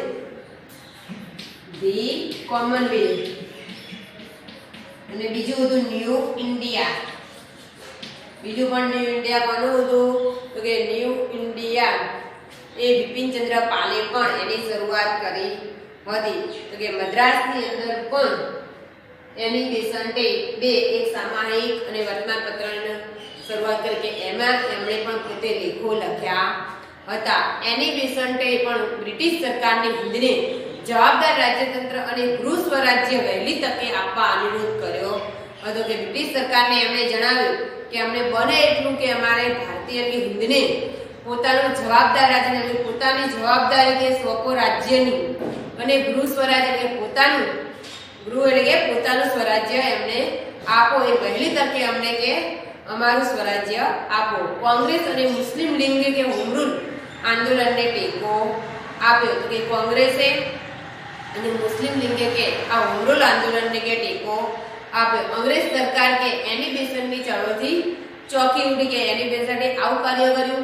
તો કે એ સમયે મદ્રાસ સરકારે એની બેસન્ટની ધરપકડ કરી. એમણે આંદોલન કર્યું એટલે એની બેસન્ટની ધરપકડ કરવામાં આવી અને તેમને ઉટા કામંડળમાં નજર કેદ કર્યા. એમનું જે હતું મદ્રાસની જોડે ઉટા કામંડમાં એમણે કે નજર કેદ એટલે કે એમણે પૂરવામાં આવ્યા અને એની બેસન્ટને મુક્ત કરાવવા દેશની અંદર કે સભાઓ અને સરઘસો દ્વારા ઠેર ઠેર વિરોધ કરવામાં આવે. એમને કે જેલમાં પૂરવામાં આવે એટલે એના કારણે કે લોકોએ દેશની અંદર સભાઓ અને સરઘસો કે ગાઢ્યા અને છેવટે અંગ્રેજ સરકારને એમણે છોડી દેવાની ફરજ પડી. તો કે અંગ્રેજ સરકારને એમણે કે જેલમાંથી છોડી દેવા પડ્યા. તો કે આપણે જાણીએ કે એની બેસન્ટે ડિસેમ્બર 1917 માં કોલકાતા મુકામે ભરાયેલ કોંગ્રેસ અધિવેશનના સૌપ્રથમ મહિલા પ્રમુખ તરીકે પસંદગી થયા હતા. ત્યારે તો કે 1917 માં કોલકાતાની અંદર જે અધિવેશન ભરાયું હતું એ અધિવેશનની અંદર મહિલા પ્રમુખ બન્યા હતા.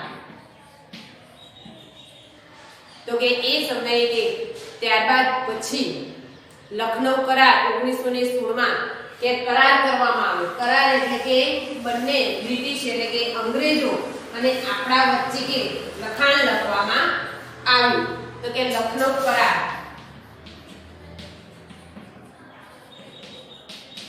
એ પણ ઈસવીસન 1916 માં લખનૌ કરાર કરવામાં આવ્યો હતો. તો કે ઈસવીસન 1915 માં કોંગ્રેસ અને મુસ્લિમ લીગે એક સાથે મુંબઈની અંદર અધિવેશન ભર્યું હતું. તો કે અધિવેશન ભરાઈ અને એક વર્ષ પછી કોંગ્રેસ અને મુસ્લિમ લીગે પોતાના વાર્ષિક અધિવેશન એક સાથે લખનૌમાં મળેલા. કે કોંગ્રેસ અધિવેશનમાં લોકમાન્ય તિલકે પણ હાજરી આપી અને 1907 માં કે સુરતમાં પણ કોંગ્રેસ અધિવેશનમાં મવાળવાદી નેતા અને જહાલવાદી નેતા અલગ પડ્યા અને એ પણ એક થઈ ગયા. તો કે જ્યારે લખનૌ કરાર થયો, લખનૌ કરાર એટલે લખનૌની અંદર કરાર કરવામાં આવ્યો હતો, એ સમયે કે જ્યારે અધિવેશન ભરાતા હતા. તો કે 1915 માં જ્યારે અધિવેશન કોંગ્રેસ અને મુસ્લિમોનું ભરાયું મુંબઈની અંદર, ત્યારે કે એના એક વર્ષ પછી કે કોંગ્રેસ અને મુસ્લિમ બંનેનું કે વાર્ષિક અધિવેશન કે બંને એક સાથે કે લખનૌની અંદર ભેગા થયા અને બંને કે લખનૌની અંદર જ કે એમણે અધિવેશન એકી સાથે જ રાખ્યું ભેગું. અને લખનૌની અંદર કે આ કોંગ્રેસ અધિવેશનની અંદર કોણે હાજરી આપી? કે લોકમાન્ય તિલકે.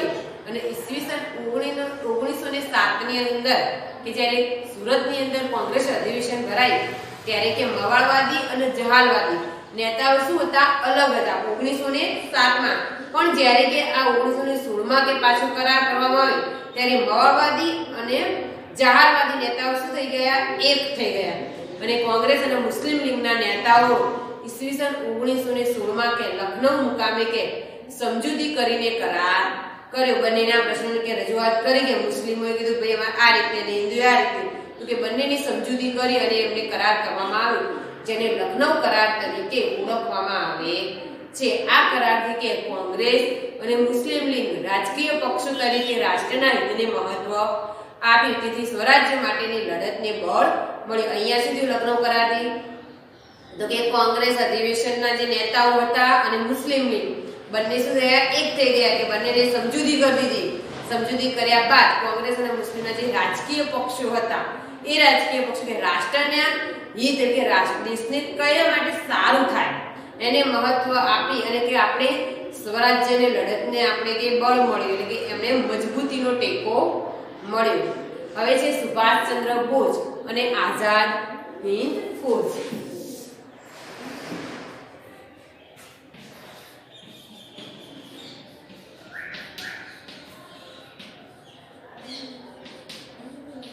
જેણે આઝાદ હિન્દ ફોર્સની લડત પણ કહે છે કે એમણે એક આઝાદ તરીકે પણ એમને ઓળખવામાં આવે છે.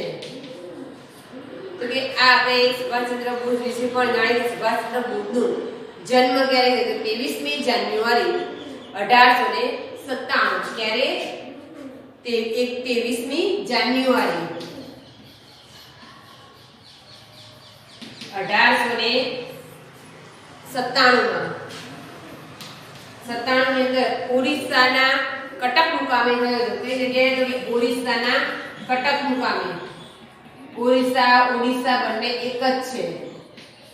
કટક ત્યાંનું શહેર છે, બરાબર. તો કે અહીંયા સુભાષચંદ્ર બોઝનો જન્મ થયો હતો.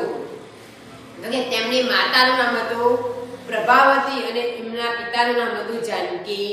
ના, માતાનું નામ હતું પ્રભાવતી અને પિતાનું નામ હતું જાનકી ના. તો કે એ સમયે કે બાળપણથી તેઓ તીવ્ર બુદ્ધિ પ્રતિભાશાળી એટલે બહુ જ હોશિયાર હતા. એમની બુદ્ધિ તીવ્ર હતી. તો કે ઈસવીસન 1920 માં કે લંડનમાં ICS ની એમને પરીક્ષા આપી અને એ પરીક્ષાની અંદર કે ચોથા નંબરે પાસ થયા. ICS ની પરીક્ષાની અંદર કે ભારતની અંદર એમને 1920 માં કે ક્યારે? 1920 માં લંડન ની અંદર આપી હતી. ત્યારે આ લંડન ની અંદર કે ચોથા ક્રમે કે એ પાસ થયા હતા. તો કે ભારતમાં આવ્યા પછી એમણે હિન્દ રાષ્ટ્રીય મહાસભાની અંદર એટલે કોંગ્રેસની અંદર જોડાયા. તો કે આવા બુદ્ધિ પ્રતિભાશાળી ધરાવતા વ્યક્તિ કે કોંગ્રેસની અંદર એ જોડાયા અને તેમણે કે દેશની સ્વાતંત્ર્ય ચળવળ ની અંદર ભાગ લીધો. એમણે કે 11 વખત રાજકીય કેદ તરીકે એમણે પકડવામાં આવ્યા. 11 વખત કે આ આંદોલનની અંદર એમની ધરપકડ કરવામાં આવી અને ઈસવીસન 1938 માં હરિપુરા કોંગ્રેસ અધિવેશનમાં સુભાષચંદ્ર બોઝ કોંગ્રેસના પ્રમુખ બન્યા. ક્યારે? તો કે 1938 ની અંદર એ કોંગ્રેસ અધિવેશનના હરિપુરા કોંગ્રેસ અધિવેશનના પ્રમુખ બન્યા. ત્યારબાદ એમણે આ ચળવળની અંદર કે દેશની અંદર સ્વાતંત્ર્ય ચળવળ કઈ રીતે ચલાવી અને ત્યારબાદ કે એમણે ઈસવીસન 1939 માં ત્રિપુરા મળેશ કોંગ્રેસ અધિવેશન બીજી વાર પ્રમુખ બન્યા. 38 માં પણ અને 39 ની અંદર પણ પ્રમુખ બન્યા. એ સમય દરમિયાન એમણે ઈસવીસન 1939 માં બીજી વાર પ્રમુખ બન્યા પછી કેટલાક મતભેદોના કારણે એમણે પ્રમુખ પદથી રાજીનામું આપી દીધું. પછી રાજકીય પક્ષોની અંદર મતભેદ થવા લાગે એના કારણે કે સુભાષચંદ્ર બોઝે કે રાજીનામું આપી દીધું અને એમણે મે 1939 માં સુભાષચંદ્ર બોઝે એક નવો જ રાજકીય પક્ષની સ્થાપના કરી જેનું નામ હતું ફોરવર્ડ બ્લોક. પૂછાય પરીક્ષાની અંદર કે એમણે કયા રાજકીય પક્ષની સ્થાપના કરી? તો કે મે 1939 માં એક રાજકીય પક્ષની સ્થાપના કરી નવા. એનું નામ હતું ફોરવર્ડ બ્લોક. Forward block. તો કે આ નવા રાજકીય પક્ષની સ્થાપના કરી અને એમણે યુરોપની અંદર દ્વિતીય વિશ્વયુદ્ધ ત્યારે શરૂ થઈ ગયું. ત્યારે 1939 ની અંદર દ્વિતીય વિશ્વયુદ્ધની શરૂઆત થઈ ગઈ. બરાબર? ત્યારે કે દ્વિતીય વિશ્વયુદ્ધ ચાલુ હતું.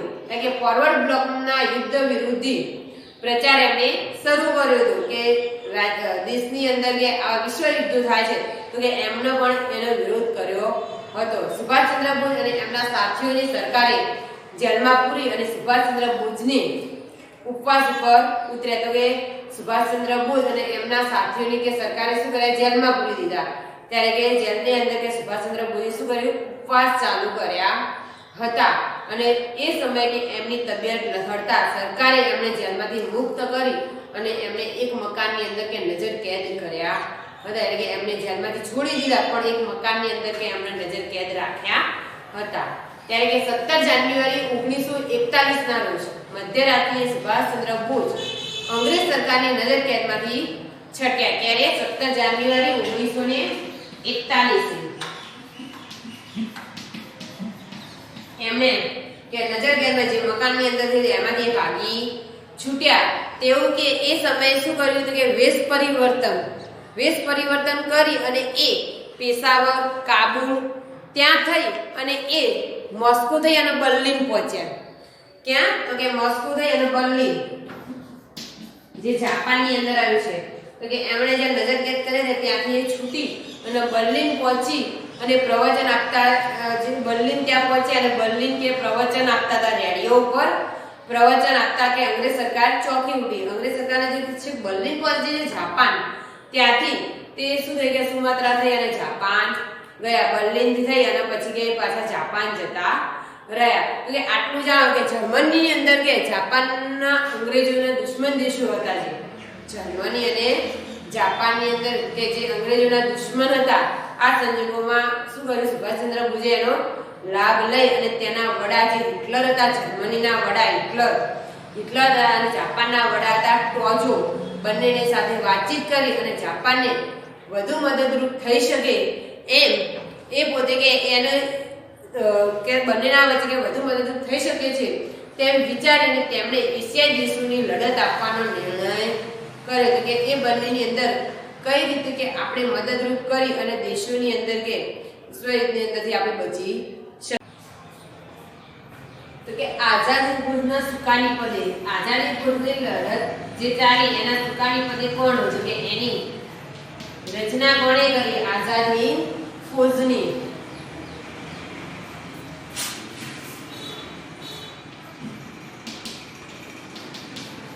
તો કે એ સમયે કે એમના સુકાની કે બ્રિટિશ લશ્કરના ભારતીય અમલદાર હતા. બ્રિટિશ લશ્કર જે હતું એના એક ભારતીય અમલદાર એમના લશ્કરમાં એક ભારતીય સૈનિક હતા. એ અમલદાર તરીકે એમનું નામ હતું કેપ્ટન મોહનસિંહ. અમલદાર તરીકે હતા કેપ્ટન મોહનસિંહ.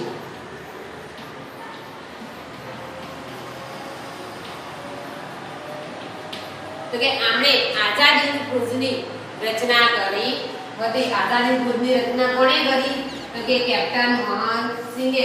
એની અંદર સુભાષચંદ્ર બોઝ નહીં આવે ઘણા લોકો પરીક્ષાની અંદર આ ભૂલ કરી આઝાદ હિંદ ફૌજની રચના કોણે કરી તો કે આઝાદ હિંદ ફૌજની રચના કેપ્ટન મોહનસિંહે કરી હતી કે એ સમયે કે જાપાનની સામે ગયેલા ભારતીય સૈનિકોમાંથી એમણે કે આઝાદ હિંદ ફૌજની રચના કરી અને જાપાન સરકાર તથા રાજ બિહારી ભોજ વચ્ચે મતભેદ થતા મોહનસિંહે રાજીનામું આપવાની ફરજ પડી। એ સમયે કે જાપાન સરકાર અને રાજ બિહારી ભોજ વચ્ચે કે રાજકીય મતભેદ હોવાના કારણે કે મોહનસિંહે શું કર્યું રાજીનામું આપી દીધું અને તે સમયે કે આઝાદ હિંદ ફૌજના ભાવિ થોડા સમય માટે અનિશ્ચિત બની ગઈ ત્યારે પછી કોઈએ એને સુકાની પદ હતો નહીં। એ સમયે કે રાજ બિહારી ભોજે કે સર્વસંમતિથી 4 જુલાઈ 1943 ની અંદર આઝાદ હિંદ ફૌજના સર્વોચ્ચ નેતા તરીકે સુભાષચંદ્ર બોઝની વરણી કરી। પછી કે એમણે 1943 ની અંદર સુભાષચંદ્ર બોઝે કે આઝાદ હિંદ ફૌજનું સુકાની પદ સંભાળ્યું। રચના તો કોણે કરી તો કેપ્ટન મોહનસિંહે। ત્યારબાદ પછી કે મતભેદ થતા રાજ બિહારી ભોજે શું કર્યું કે એમને પછી પ્રમુખ તરીકે રાખ્યા સુભાષચંદ્ર બોઝને અને કે સર્વસત્તા સંમતિ એમણે સુપરત કરી અને જુલાઈ 1943 માં સુભાષચંદ્ર બોઝે કે આઝાદ હિંદ ફૌજનું સુકાની પદ સંભાળ્યું તો કે 43 ની અંદર એમણે સુકાની પદ એટલે કે વડા તરીકે એમણે સ્વીકાર્યું। ત્યારે કે એમણે નેતાજીનું નામ આપવામાં આવ્યું। એ સમય પછી એમણે કયા નામે ઓળખાયા તો કે નેતાજીનું નામ આપવામાં આવ્યું। ક્યારે તો કે એમણે જ્યારે આઝાદ હિંદ ફૌજનું સુકાની પદ સંભાળ્યું એમના પ્રમુખ બન્યા ત્યારબાદ પછી એમણે નેતાજીનું નામ આપવામાં આવ્યું અને નેતાજી ફૌજને કયું સૂત્ર આપ્યું હતું તો કે ચલો દિલ્હી। ફૌજને કયું સૂત્ર આપ્યું ચલો દિલ્હી અને એમણે ભારતીયને મંત્ર આપ્યો જય હિન્દનો અને ભારતને મંત્ર આપ્યો જય હિન્દનું અને એમણે ફૌજને કીધું હતું કે ચલો દિલ્હીનું સૂત્ર આપ્યું અને ભારતને આપ્યું જય હિન્દનું। આમ એમણે આખા વિશ્વની અંદર એટલે તેમણે દક્ષિણ પૂર્વ એશિયાના દેશોની અંદર પ્રવાસ કરી અને ત્યાંના ભારતીયો પાસે માતૃભૂમિની કે સ્વતંત્રતા માટે અને તેમના સર્વસ્વનું બલિદાન આપવાની માંગણી કરી અને એમણે એક સૂત્ર દ્વારા લોકોને જાગૃત કર્યા કે તુમ મુझे खून दो मैं तुम्हें आजादी दूंगा। આ સૂત્ર દ્વારા આઝાદી માટે આહ્વાન કરે। એમણે આઝાદી માટે કયું સૂત્ર લોકોને આપ્યું તો કે તુમ મુझे खून दो मैं तुम्हें आजादी दूंगा।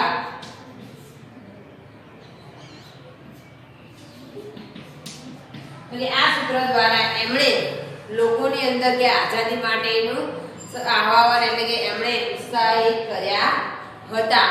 તો કે આ રીતે લોકોને કે રાષ્ટ્રીય ચળવળો માટે કે આવતા સૂત્રો નેતાઓ શું બધા સૂત્રો સામાયિકો દ્વારા કે લોકોને રાષ્ટ્રીય ભાવના જાગૃત કરી અને રાષ્ટ્ર પ્રત્યે કે લડત ચાલુ રાખવા અથવા તો ઉગ્ર આંદોલનો શરૂ કર્યા હતા। ત્યારબાદ છે કામચલાઉ સરકાર તો કે ઓક્ટોબર 1943 માં સુભાષચંદ્ર બોઝ કે સિંગાપુર કામચલાઉ સરકાર કે આરજી હુકુમત આઝાદ હિંદની સ્થાપના કરી। એમણે કે જ્યારે આ પદ સંભાળ્યું આઝાદ હિંદ ફૌજનું ત્યારબાદ એમણે કામચલાઉ સરકાર એટલે કે કઈ રીતે આપણે સરકાર ચલાવવી જોઈએ કઈ રીતે કે આપણું રાજ્ય ચલાવવું જોઈએ એ સમયે કે એમણે શું કર્યું 1943 ની અંદર સુભાષચંદ્ર બોઝે સિંગાપુરની અંદર આરજી હુકુમતની સ્થાપના કરી।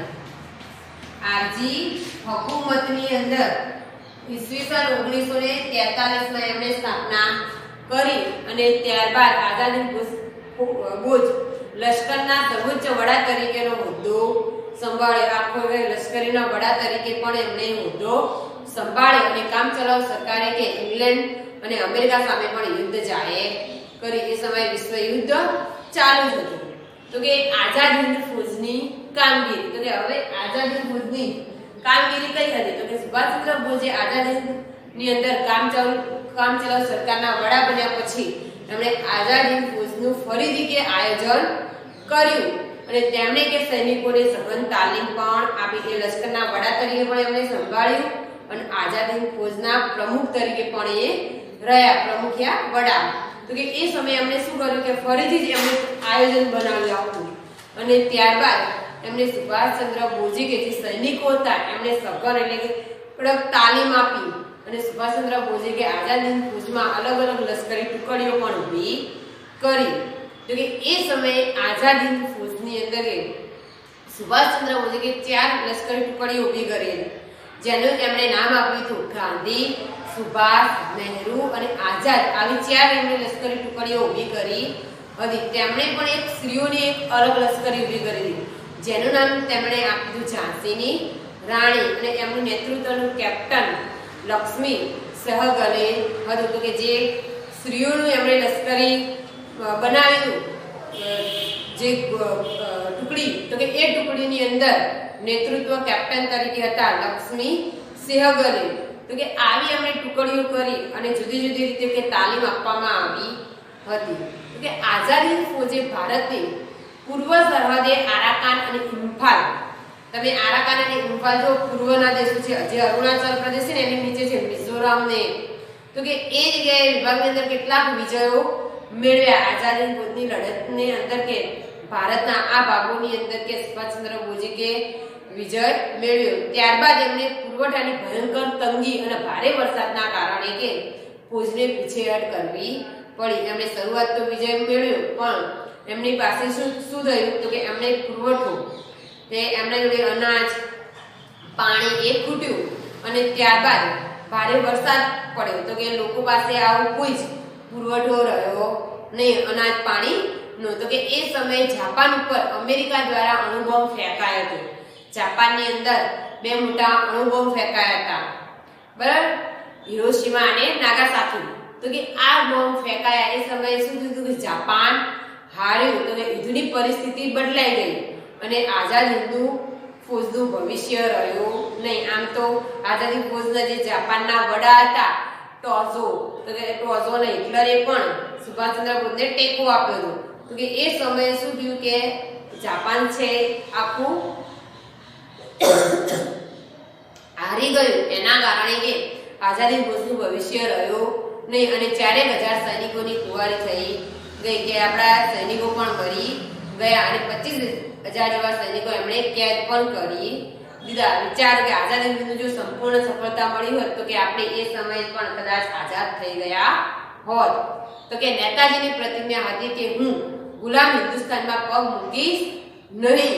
સુભાષચંદ્ર બોઝે કઈ પ્રતિજ્ઞા લીધી હતી કે હું ગુલામ હિન્દુસ્તાનમાં પગ મૂકીશ નહીં. જ્યારે કે મને સ્વરાજ્ય મળશે ત્યારે જ હું હિન્દુસ્તાનની અંદર આવીશ. તો કે નેતાજી રંગૂન અને બેંકોક છોડી અને વિમાન માર્ગે આગળ વધ્યા હતા. એ સમયે સુભાષચંદ્ર બોઝે કે પ્રતિજ્ઞા લીધી હતી કે હું જ્યારે ગુલામ હિન્દુસ્તાનની અંદર પગ મૂકીશ, જ્યારે કે આઝાદ થઈશ ત્યારે કે હું ભારતની અંદર આવીશ. તો કે એ સમયે શું કર્યું એમણે રંગૂન અને બેંકોક થઈ અને વિમાન માર્ગે કે જતા રહ્યા અને જાપાને કરેલી જાહેરાત મુજબ કે 18 ઓગસ્ટ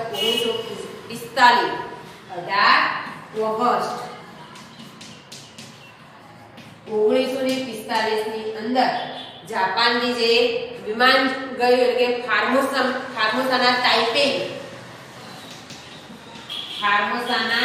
તાઇપેઈ મુકામે કે વિમાન ઉપડ્યું અને એ વિમાન તરત જ કે તેને આગ લાગી અને નેતાજી કે સખત તાજા અને અવસાન પામ્યા એવું કહેવાય છે. એ પછી કે એના ચોક્કસ કોઈ પુરાવા મળ્યા નથી સુભાષચંદ્ર બોઝનું કે વિમાનની અંદર જ કે મૃત્યુ થયા, પણ કે એવું કહેવામાં આવે છે કે નેતાજી એટલે કે સુભાષચંદ્ર બોઝ કે આ રીતે વિમાનની આગમાં કે એમનું મૃત્યુ થયો હતો. અહીંયા આપણે પાઠની સમજૂતી પૂરી થાય છે.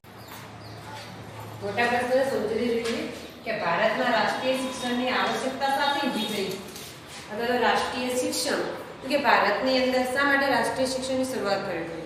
તો આપણે જોઈએ કે રાષ્ટ્રીય શિક્ષણનો આરંભ કે બંગભંગના આંદોલનનું ત્રીજું મહત્વનું લક્ષણ છે કે બંગભંગના આંદોલનનું ત્રીજું મહત્વનું લક્ષણ હતું. તો કે એ સમયે કે બંગભંગના આંદોલનમાં વિદ્યાર્થીઓ કે આગળ પડતો ભાગ ભજવ્યો હતો અને એની અંદર એમણે સામૂહિક દંડ આપવામાં આવ્યો હતો કે એમને કે શાળા કોલેજમાંથી કાઢી મૂકવામાં આવ્યા હતા. બ્રિટિશ વખતે કે એમણે બંગભંગના આંદોલન વખતે કે વિદ્યાર્થીઓ ઉગ્ર આંદોલન કર્યું એ સમયે કે એમણે સ્કૂલ કોલેજમાંથી કાઢી મૂકવામાં આવ્યા હતા. તો કે આ આંદોલન દરમિયાન કે સરકારી શિક્ષણથી બહિષ્કાર કરવામાં આવ્યો.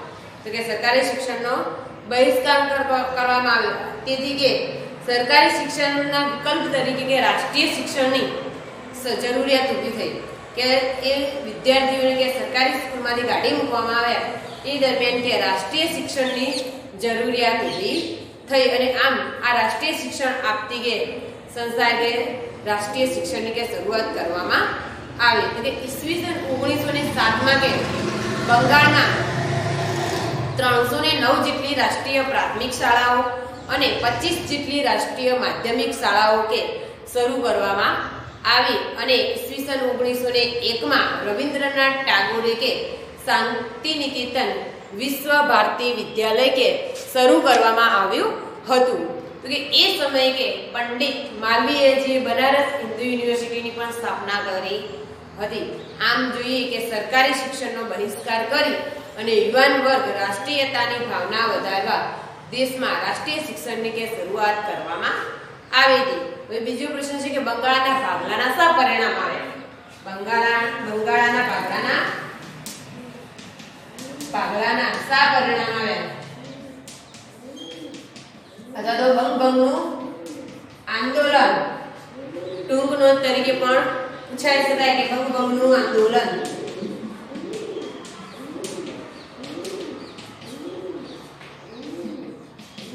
તો કે બંગભંગનું આંદોલન શા માટે? તો કે બંગાળના ભાગલાના વિરુદ્ધમાં સમગ્ર બંગાળમાં વિશાળ સભાઓ યોજવામાં આવી અને સંઘર્ષો પણ કરવામાં આવ્યા. તો કે અસંખ્ય એ સમયે પત્રિકાઓ વેચવામાં આવી. આ આંદોલન ચલાવવા માટે કે આંદોલન નું સંચાલન કરવા માટે કે એક લડત સમિતિની પણ રચના કરવામાં આવી. કઈ લડત સમિતિ? તો કે જે મવાળવાદી અને જાહેરવાદી, જેની અંદર કે સુરેન્દ્રનાથ બેનર્જી, પછી ગોપાલકૃષ્ણ ગોખલે, તો કે આ નેતાઓએ કે બિપિનચંદ્ર પાલ, રાસ બિહારી બોઝ, અરવિંદ ઘોષ, આ બધા જ કે મહાન સભાના મુખ્ય નેતાઓ હતા. બંકિમચંદ્ર ચટ્ટોપાધ્યાય કે કઈ નવલકથાનું લખ્યું હતું કે આનંદ મઠ નવલકથાનું કે વંદે માતરમ ગીત આ આંદોલનનો નારો બન્યું હતું. આમ આખા દેશની અંદર રાષ્ટ્રીય એકતાનું કે અભૂતપૂર્વ મોજું ફરી વળ્યું હતું. આમ કે નેતાઓ દરેક જગ્યાએ કે પ્રચારો કર્યા હતા. તો કે એ સમયે 16 ઓક્ટોબર 1905ના ભાગલાના દિવસને શોક દિન તરીકે પણ મનાવવામાં આવે છે અને એ હડતાલો પણ પડવામાં આવી. ક્યારે? તો કે 16 ઓક્ટોબર 1905 જ્યારે કે ભાગલા પડ્યા બંગાળના, ત્યારે કે દિવસને શોક દિન તરીકે ઉજવવામાં આવતો અથવા શોક દિન તરીકે મનાવવામાં આવતો હતો. તો કે કવિ રવિન્દ્રનાથ ટાગોરે કે આ એમના સૂચનથી કે જે શોક દિન હતો એને એકતા દિન તરીકે પણ ઉજવવામાં આવ્યો હતો. તો કે કોના મત અનુસાર કે કોના કહેવાથી કે શોક દિનને એકતા દિન તરીકે? તો કે રવિન્દ્રનાથ ટાગોરે શોક દિનને એકતા દિન તરીકે ઉજવવાનું શરૂ કર્યું હતું. હવે ત્રીજો છે ખાસ પ્રશ્ન કે બંગભંગના આંદોલનના 3 લક્ષણો. બંગભંગના આંદોલનના 3 લક્ષણો. તો કે એ સમયે કે કયા 3 લક્ષણો હતા? પહેલું કે બહિષ્કાર, બીજું સ્વદેશી કાર્યક્રમ અને ત્રીજું રાષ્ટ્રીય શિક્ષણ. કયા હતા? બહિષ્કાર કે કઈ વસ્તુનો બહિષ્કાર કરવો, પછી રાષ્ટ્રીય શિક્ષણ અને કે એ સમયે સ્વદેશી કાર્યક્રમ. બીજું હતું સ્વદેશી કાર્યક્રમ અને ત્રીજું હતું રાષ્ટ્રીય શિક્ષણ. આ પ્રશ્ન ટૂંકની અંદર પણ પૂછાઈ શકે છે. કે બહિષ્કાર, તો કે બહિષ્કારના કાર્યક્રમ મુજબ શું થયું? તો કે બહિષ્કારના કાર્યક્રમ મુજબ લોકોએ શું કર્યું કે જે સરકારી નોકરિયાત હતા એમને આંદોલનો, શિક્ષણ સંસ્થાઓ, કિતાબો વગેરેનો ત્યાગ કરવાનો કે એમણે ત્યાગ કર્યો કે એ સમયે કે એમણે બહિષ્કાર કર્યો બ્રિટિશો સામે કે જે સરકારી નોકરીઓ કરતા હતા બ્રિટિશો જોડે. તો કે એમણે પણ છોડી દીધી શિક્ષણ સંસ્થાઓ, એટલે કે એમણે રાષ્ટ્રીય શિક્ષણની શરૂઆત કરી દીધી અને કિતાબો પણ મળેલા હતા. જેમ રવિન્દ્રનાથ ટાગોરને પણ એ સમયે કિતાબ મળેલો તો એમણે પણ કિતાબ લીધો હતો નહીં. તો કે આ રીતે એમણે ત્યાગ કર્યો હતો. બીજું છે સ્વદેશી કાર્યક્રમ. તો કે સ્વદેશી કાર્યક્રમ મુજબ સ્વદેશી કાપડ અને અન્ય પરદેશી ચીજ વસ્તુઓ લોકોને કે એને ત્યાગ કરી અને સ્વદેશી માલ વાપરવાનો આગ્રહ રાખવો જોઈએ. તો કે લોકોને એ રીતે કે એમણે સ્વદેશી માલના ફાયદા સમજાવવામાં આવે. લોકોને કહેવાય સ્વદેશી કાર્યક્રમ મુજબ એમણે શું કર્યું તો કે સ્વદેશી કાપડ અને અન્ય પરદેશી જે ચીજ વસ્તુ તો એનો ત્યાગ કરો, કે વિદેશી માલનો ત્યાગ કરો અને સ્વદેશી માલ વાપરવાનો કે આગ્રહ રાખો. એમણે લોકોને શું કર્યું કે સ્વદેશી માલના ફાયદા સમજાવ્યા. આમ વર્તમાનપત્રો, લખાણો, અસંખ્ય પત્રિકાઓ, સરઘસો, જાહેર સભાઓ, લોકગીતો દ્વારા એમણે સ્વદેશી આંદોલનનો પ્રચાર કરવામાં આવ્યો. ઘણા સ્થળોએ શું કરી પરદેશી માલની હોળી પણ કરવામાં આવી. વીર સાવરકર હતા, એમણે પણ વિદેશી માલની હોળી કરી હતી, બરાબર. તો કે એ રીતે આ રીતે નેતાએ શું કર્યું પરદેશી માલની હોળી કરી એટલે સળગાવવામાં આવ્યા. પછી ઘણા જગ્યાએ કે ઘણા સ્થળે કે પરદેશી માલને આવતા જે દુકાનો ઉપર પિકેટિંગ સીલ કરવામાં આવી છે. પરદેશી માલની વસ્તુઓ એના પર સીલ કરી દીધું, ભાઈ આ વસ્તુ વાપરવી નહીં. પછી ઇંગ્લેન્ડથી આવતા કાપડનું વેચાણ લગભગ શું થઈ ગયું, બંધ થઈ ગયું અને ભારતમાં બનેલા કાપડનું વેચાણ વધ્યું. આમ ઇંગ્લેન્ડથી આયાત જે ચીજ વસ્તુઓ હતી એનો બહિષ્કાર કરવામાં આવ્યો. આમ આપણે જોઈએ કે એની આયાત ખૂબ ઘટી ગઈ અને આ રીતે કે સ્વદેશી કાર્યક્રમ કરવામાં આવ્યો હતો. ત્રીજું છે કે રાષ્ટ્રીય શિક્ષણની શરૂઆત. તો કે રાષ્ટ્રીય શિક્ષણના કાર્યક્રમ મુજબ આપણે જોઈએ કે સરકારી શિક્ષણના વિકલ્પ તરીકે શું કહ્યું રાષ્ટ્રીય શાળાઓ શરૂ કરવામાં આવી, જેની અંદર 1907માં બંગાળની અંદર 25 માધ્યમિક શાળાઓ અને 300 જેટલી કે રાષ્ટ્રીય પ્રાથમિક શાળાઓ શરૂ કરી હતી. જ્યારે રવિન્દ્રનાથ ટાગોરે કે ઈસવીસન 1907માં રવિન્દ્રનાથ ટાગોરે શાંતિનિકેતન વિશ્વ ભારતી વિદ્યાલયની પણ શરૂઆત કરી હતી. આમ જોઈએ તો કે આ રીતે બંગભંગના આંદોલનના મુખ્ય 3 લક્ષણો હતા, જે આપણે કે આંદોલન સફળ રહ્યું હતું. ટૂંક નોંધો. તો કે પહેલી છે બાળ ગંગાધર તિલક. તો કે બાળ ગંગાધર તિલક એ જહાલવાદી નેતા હતા. તેમણે લોક જાગૃતિ માટે કે મરાઠી ભાષામાં કેસરી અને અંગ્રેજી ભાષામાં મરાઠા વર્તમાનપત્રો શરૂ કર્યા હતા. તેમણે કયા 2 વર્તમાનપત્રો શરૂ કર્યા હતા? તો કે મરાઠીમાં કેસરી અને અંગ્રેજીમાં મરાઠા નામના વર્તમાનપત્રો શરૂ કર્યા હતા. તેમણે કે રાષ્ટ્રીય એકતા માટે કે 2 ઉત્સવો ઉજવવાનું શરૂ કર્યું, ગણેશ ચતુર્થી અને શિવાજી જયંતિ નામના ઉત્સવો ઉજવવાનું શરૂ કર્યું હતું. તેમનો મંત્ર હતો કે સ્વરાજ્ય મારો જન્મસિદ્ધ હક છે, હું તેને લઈને જ જંપીશ. એ પ્રસિદ્ધ ઘોષણા એમણે કરી હતી. ઈસવીસન કે 1916માં તેમના ઇન્ડિયન હોમ રૂલ લીગની કે સ્થાપના કરી હતી અને એમણે હોમ રૂલ આંદોલનની અંદર કે સક્રિય ફાળો અથવા ભૂમિકા ભજવી હતી. આ સમય દરમિયાન કે લોકમાન્ય તિલકને કઈ બિરુદ મળ્યું હતું? લોકમાન્ય તરીકે નું એમને બિરદાવવામાં આવ્યા હતા. કે એ સમયે કે બાળ ગંગાધર તિલકને લોકમાન્ય તરીકે બિરદાવવામાં આવ્યા. હવે બીજી ટૂંક છે લાલા લજપતરાય. તો કે લાલા લજપતરાય એ કોંગ્રેસ મહાસભાના જહાલવાદી નેતા હતા. તે કયા નામે? તો કે શેર એ પંજાબ તરીકે જાણીતા હતા. બીજા કયા નામે? તો કે શેર એ પંજાબ તરીકે. તેમણે પણ લોક જાગૃતિ માટે 2 વર્તમાનપત્રો શરૂ કર્યા હતા. ધી પંજાબી અને ધી પીપલ નામના કે વર્તમાનપત્રો શરૂ કર્યા હતા. તેમણે ઈસવીસન 1928માં સાયમન કમિશનનો વિરોધ કર્યો હતો. કે વિરોધ દર્શાવવા માટે ગાડેલા સરઘસમાં તેમની ઉપર પોલીસે શું કર્યું હતું? લાઠીચાર્જ કે એમના ઉપર પ્રહાર થતા તેમણે કહ્યું હતું કે મારી ઉપર કરેલો લાઠીનો એક પ્રહાર બ્રિટિશ સામ્રાજ્યના કફનની ખાઈ બનીને રહેશે. તો ઘાયલ થયેલા કે લાલા લજપતરાયને દવાખાનાની અંદર દાખલ કરવામાં આવ્યા અને ત્યાં તેમનું અવસાન થાય છે. હવે ત્રીજી ટર્મ છે સુભાષચંદ્ર બોઝ. તો કે સુભાષચંદ્ર બોઝનો જન્મ ક્યાં થયો? તો કે 23 જાન્યુઆરી 1857 ના રોજ ઓરિસ્સાના કટક શહેરમાં થયો હતો. તેમણે કે ઈસવીસન 1921માં તેમણે લંડનની અંદર કઈ પરીક્ષા આપી હતી? ICS એટલે કે ઇન્ડિયન સિવિલ સર્વિસની કે પદવી મેળવી અને ભારતમાં આવ્યા પછી તેમણે શું કર્યું કે એ હિન્દી રાષ્ટ્રીય મહાસભા એટલે કોંગ્રેસની અંદર જોડાયા અને કોંગ્રેસની અંદર જોડાતા જ કે દેશની સ્વાતંત્ર્ય ચળવળોમાં તેમણે ભાગ લીધો અને 11 વખત એમને કેદ કરવામાં આવ્યા હતા। ત્યારે ઈસવીસન 1938માં 41 વર્ષના યુવાન વયે કે એમણે સુભાષચંદ્ર બોઝને હરિપુરા કોંગ્રેસના પ્રમુખ બનાવવામાં આવ્યા। બીજા વર્ષે પણ 1939માં ત્રિપુરા કોંગ્રેસ અધિવેશન એટલે કે પૂનાની અંદર પણ એમને પ્રમુખ તરીકે ચૂંટાયા, પરંતુ કે ગાંધીજી સાથે કે રાજકીય મતભેદ થતા એમણે પ્રમુખ પદથી રાજીનામું આપી દીધું અને 1939માં એમણે એક નવા જ રાજકીય પક્ષની સ્થાપના કરી, જેનું નામ હતું ફોરવર્ડ બ્લોક નામના રાજકીય પક્ષની સ્થાપના કરી।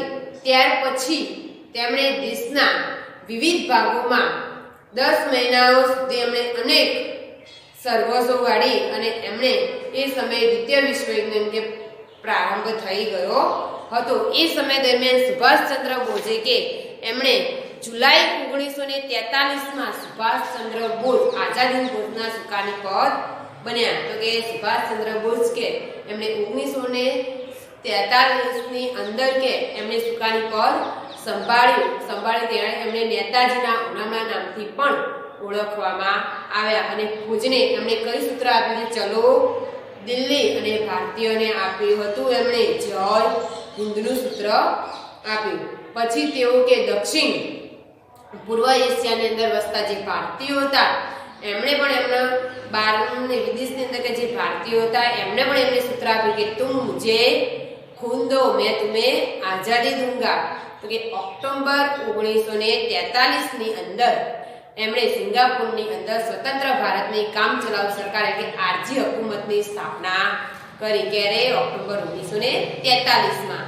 એ સમય દરમિયાન એમણે ઇંગ્લેન્ડ અને અમેરિકા વચ્ચે પણ યુદ્ધ જાહેર થઈ ગયું હતું અને એમણે પૂર્વ સરહદે ભારતની અંદર પણ આક્રમણ કર્યું। એ સમયે કે ઇમ્ફાલના એ પ્રદેશો કે એમણે જીતે ઇમ્ફાલ અને આરાકાન ના કેટલાક એમણે પ્રદેશોના ઉપર વિજય મેળવ્યો।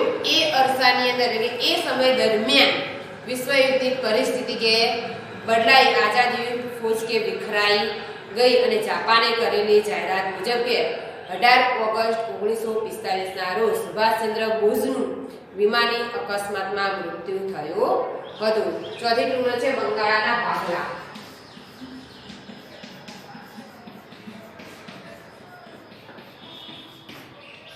તો કે બંગાળના ભાગલા કહે તો કે અંગ્રેજ શાસન દરમિયાન બંગાળ ભારતનો એક સૌથી મોટો કે પ્રાંત હતું। તેમાં બંગાળ ઉપરાંત બિહાર અને ઓરિસ્સાના પણ કેટલાક પ્રદેશો કે એની અંદર સમાવેશ થતો હતો। એ સમયે સૌથી મોટો પ્રાંત ગણવામાં આવ્યો।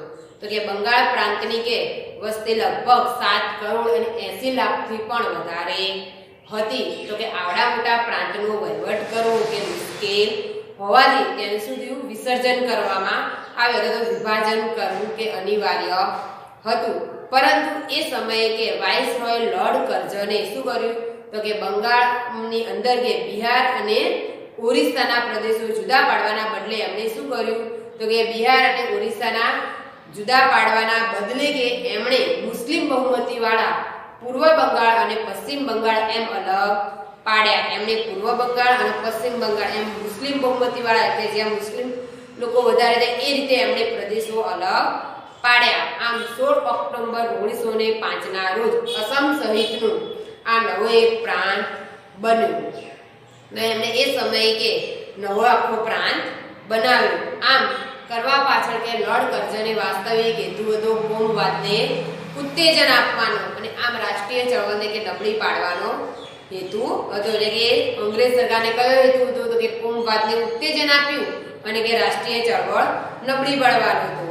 આમ કે રાષ્ટ્રીય નેતાઓ અને લોર્ડ કર્ઝનનો કે ઈરાદો સમજી ગયા કે આપણા જે રાષ્ટ્રીય નેતાઓ અને લોકો હતા એ કે લોર્ડ કર્ઝનનો ઈરાદો સમજી ગયા। આમ બંગાળના ભાગલાનો વિરોધ કે આખા દેશમાં ઉગ્ર આંદોલન શરૂ થયું હતું। આમ કે બંગાળના ભાગલાનું કે આંદોલન કે આખા દેશની અંદર એની શરૂઆત થઈ ગઈ હતી। અહીંયા આજે આપણો પાઠ પૂરો થાય છે। નમસ્કાર।